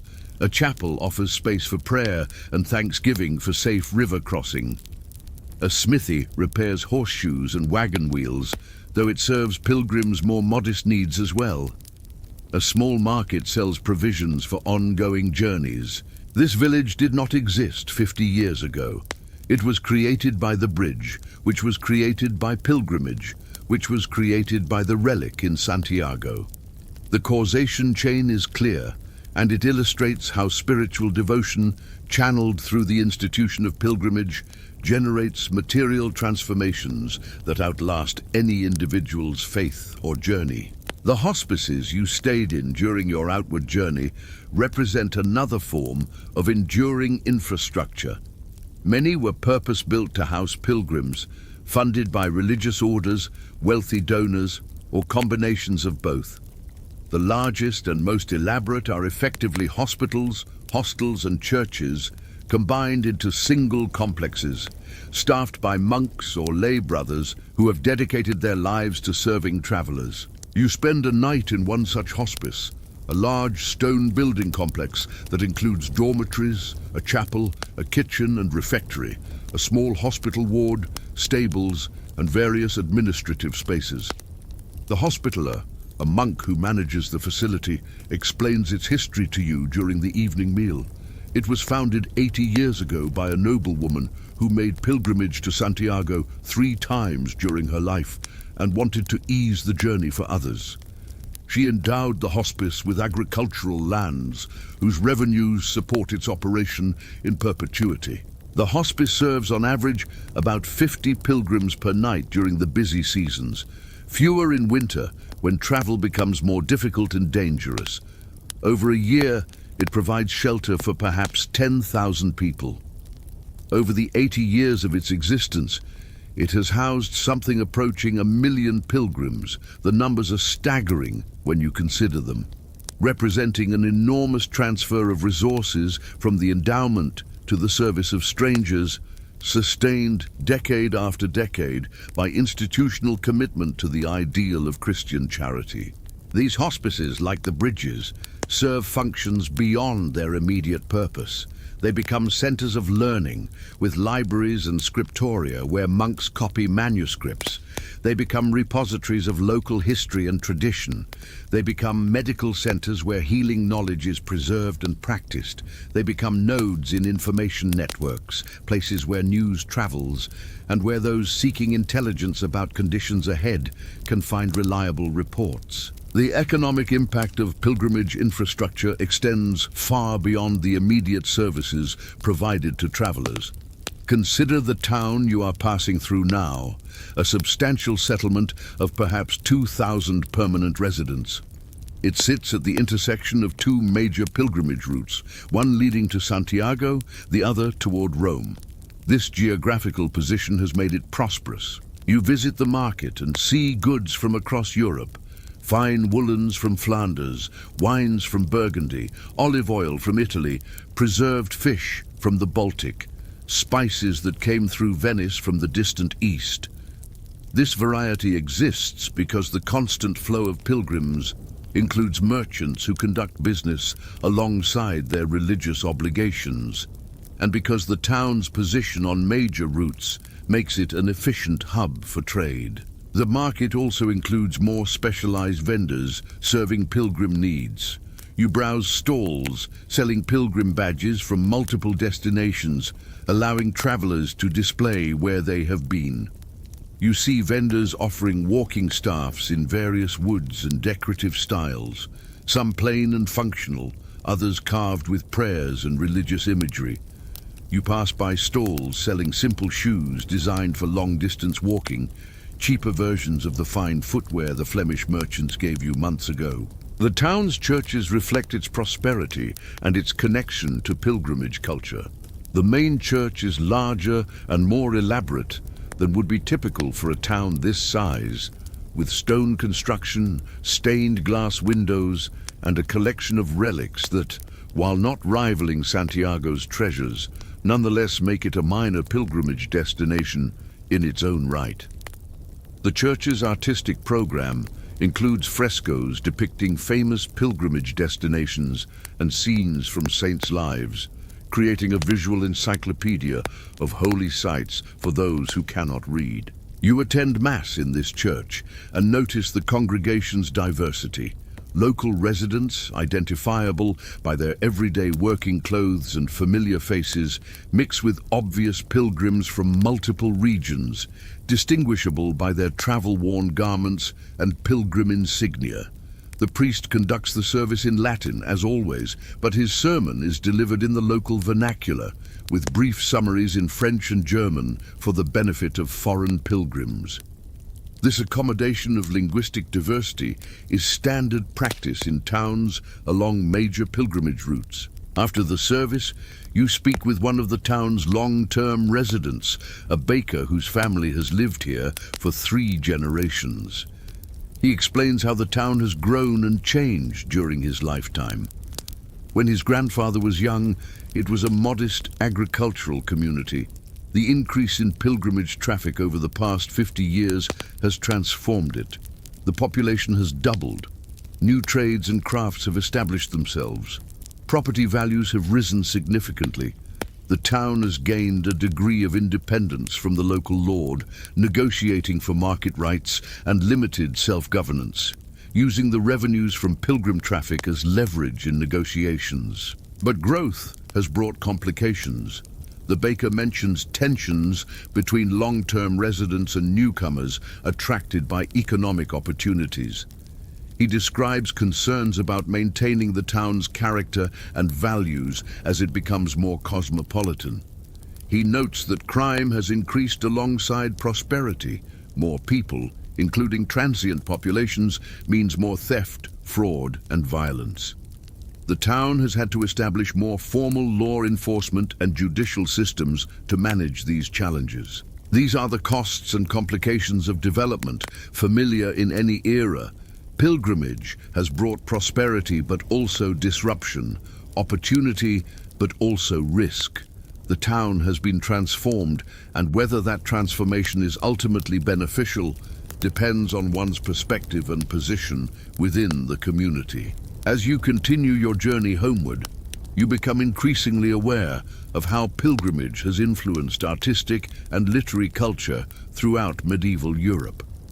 The churches you pass through display art created specifically for pilgrims, narrative frescoes telling Bible stories and saints' lives in visual language accessible to illiterate viewers, sculptures of holy figures positioned where pilgrims will see them, architectural features designed to impress and inspire. You stop at a larger monastery that welcomes pilgrims and are shown its library by a friendly monk. Among the manuscripts are several accounts of pilgrimages written by literate travelers who documented their journeys for their own purposes or for the edification of others. The monk shows you one such account, written by a German knight 30 years earlier, describing his pilgrimage to Jerusalem. The text is illustrated with drawings showing architectural features of holy sites, maps indicating routes, and scenes from the journey. These pilgrimage narratives form a distinct literary genre, combining devotional purpose with practical information, spiritual reflection with geographic and cultural observation. They are read by those planning pilgrimages, by those who can never travel but wish to participate vicariously, and by scholars interested in distant lands and peoples. They contribute to the gradual expansion of European geographic and cultural knowledge, adding details to the mental maps by which medieval people understand their world. The monk also shows you examples of pilgrim songs, verses designed to be sung while walking or gathered in hospices during evenings. Some are prayers set to simple melodies, others are more secular, describing the hardships of travel, the joy of reaching destinations, the camaraderie of fellow pilgrims. These songs travel along the routes, passed from pilgrim to pilgrim, evolving as they go, becoming part of the shared culture of the roads. The impact of pilgrimage on language itself becomes apparent as you travel. You notice that people along major routes, even those who never travel far from their homes, have picked up words and phrases from multiple languages. A Galician innkeeper uses French and German terms when addressing obvious foreigners. A French ferryman knows enough Italian to negotiate prices with merchants from that region. This linguistic mixing, facilitated by constant contact with diverse travelers, gradually enriches local languages and contributes to the slow emergence of lingua francas that facilitate communication across language boundaries. You also notice the diffusion of architectural styles and techniques along pilgrimage routes. Churches built in different regions show surprising similarities, despite separation by hundreds of miles.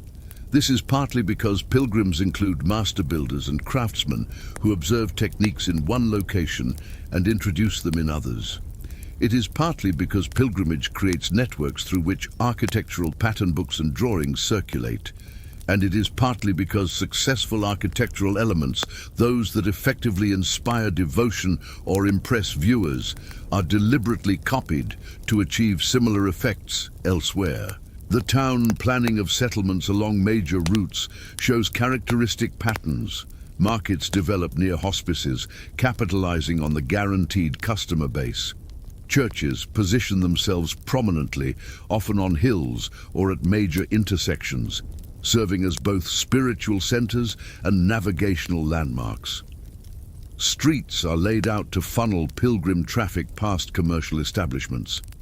These patterns represent organic responses to economic incentives, but they are patterns nonetheless, repeated wherever pilgrimage routes create similar conditions. As weeks pass and you draw closer to home, you reflect on the profound social changes facilitated by pilgrimage. The roads have mixed populations that would otherwise never interact. Nobles and peasants, clergy and laity, men and women, young and old, people from dozens of regions and language groups. This mixing challenges social hierarchies and exposes everyone to perspectives and experiences outside their normal bounds. Women, in particular, find in pilgrimage a rare opportunity for movement and relative independence. While medieval society generally restricts women's mobility and authority, pilgrimage is a socially acceptable reason for women to travel, sometimes alone, often in groups, beyond the direct supervision of fathers or husbands. You have met many women pilgrims during your journey. Widows, wives traveling with husbands, unmarried women in groups, noble women with servants, peasant women walking alone with nothing but faith and determination to sustain them. The roads are not entirely safe for women, certainly. Sexual violence is a risk, as is harassment and exploitation. But the roads also offer protection through the assumption that pilgrims are under divine protection, through the presence of other travelers, through the infrastructure of hospices and church sanctuary. For some women, pilgrimage represents the most significant adventure and the greatest autonomy they will ever experience. You think of the German mother you met in Santiago, who spent nearly a year away from home fulfilling her vow. You think of Marguerite the juggler, who has spent 15 years on the roads with her husband, free from the settled domestic life that constrains most medieval women. You think of the Flemish widow who has made pilgrimages to multiple destinations, carving out a life defined by movement and devotion rather than domestic obligation. The political impacts of pilgrimage infrastructure are subtle but significant. Roads that facilitate pilgrim movement also facilitate military movement, tax collection, and the exercise of political authority. Bridges that were built to help pilgrims cross rivers also help armies cross those same rivers. Towns that grew prosperous, serving pilgrims, become centers of royal or ecclesiastical power, capable of projecting influence across surrounding territories. Secular authorities have gradually recognized these political dimensions and have become more involved in managing and regulating pilgrimage infrastructure. Kings grant charters to hospices, protecting them from local interference in exchange for oaths of loyalty. Lords compete to attract pilgrims through their territories, using improved roads and security as economic development tools. Bishops use their authority over pilgrimage sites to build political coalitions and accumulate wealth and influence. The return to your village comes almost unexpectedly. You have been on the road for 10 months, and the rhythms of travel have become so ingrained that settling back into stationary life will require adjustment. As you walk the final miles, you recognize landmarks you have known since childhood, but they seem different now, smaller and more familiar than you remember, seen through eyes that have witnessed so much more. Your village appears unchanged. The same houses stand in the same places, the same fields spread out in their customary patterns. The church tower rises at the village center, just as it always has. But you have changed, and that changes everything. You are not the same person who left 10 months ago. You have walked hundreds of miles through landscapes foreign and familiar. You have encountered dangers, witnessed marvels, learned from strangers who became companions. You have stood in the presence of sacred relics and felt the weight of centuries of devotion. Your family greets you with joy and relief, for they were not certain they would ever see you again. Your neighbors gather to hear your stories, to see your souvenirs, to witness the physical evidence that you completed this extraordinary journey.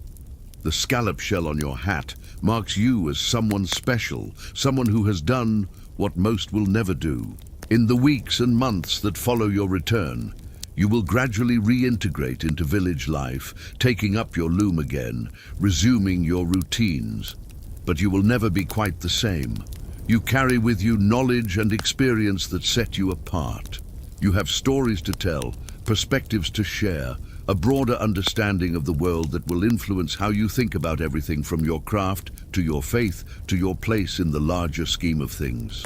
And you are not unique. Millions of others have made similar journeys, have returned to their homes changed, have brought back with them pieces of the wider world, ideas, techniques, languages, perspectives. The cumulative effect of these individual transformations, multiplied across generations, has shaped European culture in profound ways. The intellectual curiosity, the cultural exchange, the exposure to diversity, the challenges to insularity, all facilitated by pilgrimage, have contributed to the gradual emergence of the culture that will, centuries later, give rise to the Renaissance, to global exploration, to the modern world. The infrastructure remains: the roads, the bridges, the hospices, the churches, the towns that grew from pilgrimage traffic. Some will endure for centuries, will still be visible in your modern world. Others will fade and disappear, reclaimed by nature or destroyed by wars and time. But all have left their marks, shaped the landscape, influenced patterns of settlement and development in ways that persist long after their original purposes have been forgotten. The legacy of medieval pilgrimage is not merely historical curiosity or religious artifact. It is woven into the fabric of European civilization, visible in the roads that still follow ancient pilgrim routes, in the towns whose layouts reflect their origins as pilgrim stops, in the cultural mixing that began when millions of travelers from diverse backgrounds encountered one another on sacred journeys, in the very concept of purposeful travel toward distant goals. As you lie down to sleep in your own bed for the first time in 10 months, you reflect on all that you have experienced, all that you have learned, all the ways that you have been changed by the pilgrimage. Tomorrow, you will return to your loom, will take up the work you left behind, but you will work with hands that touched sacred relics, with eyes that witnessed landscapes you never imagined, with a heart expanded by the generosity of strangers and the companionship of fellow pilgrims. The journey is complete, but its impacts will reverberate through the rest of your life and beyond. You are part of something larger, a tradition of pilgrimage that has shaped and will continue to shape the world in ways both visible and invisible, immediate and lasting. This is the enduring legacy of the Pilgrim's Path. And so our journey through the medieval pilgrimage experience draws to a close. We have walked together through hardships and dangers, through unexpected encounters and cultural exchanges, through the economics and miracles of pilgrimage, and through the lasting infrastructure and impacts that medieval pilgrims left behind. The world of medieval pilgrimage is vast and distant from our own, separated by centuries and by fundamental differences in worldview, technology, and social organization. Yet there are threads of continuity, aspects of human experience that remain constant across time. The desire for meaning, for connection to something transcendent, for transformation through challenge. These are not uniquely medieval traits, but enduring aspects of human nature. The dangers faced by medieval pilgrims were real and often deadly. Bandits, disease, starvation, exposure, accidents, these claimed countless lives. The journey was not romanticized adventure, but serious undertaking requiring courage, faith, and determination. Those who completed major pilgrimages had genuinely accomplished something extraordinary, had pushed themselves beyond normal limits, had taken risks that we, in our comfortable modern world, can barely imagine. Yet they went. Millions upon millions went. They walked across continents, crossed mountains and rivers, endured privations and survived dangers. They sought healing, forgiveness, blessing, transformation, and in the process, they created something lasting. Networks of infrastructure, traditions of hospitality, patterns of cultural exchange that shaped European civilization and continue to influence our world today. The modern pilgrim routes, still walked by thousands each year, follow many of the same paths those medieval travelers traced. The Cathedral of Santiago still stands, still houses the relics of St. James, still welcomes pilgrims from around the world. The experience has changed, certainly. Modern pilgrims carry GPS devices and credit cards, stay in hotels with running water, travel with the knowledge that medical help is available if needed. But something of the original spirit persists. That impulse toward pilgrimage, toward journeying with purpose, toward seeking transformation through travel and challenge. As you settle more deeply into rest, allow yourself to feel gratitude for the comfort and security of your present moment. You are not on a medieval pilgrimage road, not facing the uncertainties and dangers of that world. You rest in safety, in comfort, surrounded by the amenities and protections of modern life. The pilgrims we have journeyed with tonight are long gone, their struggles ended, their stories concluded centuries ago. But their legacy remains, woven into the landscape and culture of Europe, present in the enduring human impulse toward pilgrimage, toward seeking meaning through journey, toward transformation through challenge. Their stories remind us of human resilience, of the power of faith and determination, of the capacity to endure hardship in service of deeply held purposes. Rest now. Let the rhythm of the pilgrim's footsteps fade into the background. Let the dangers of the medieval road recede into history where they belong. Tomorrow you will wake to your own world, your own time, your own journey. But tonight, you have walked for a while in the footsteps of millions who came before, who faced their world with courage, who sought the sacred through pilgrimage. May your own journeys, whatever form they take, be blessed. May you find what you seek. And may you rest well here in the safety and comfort of the present moment. Sleep well.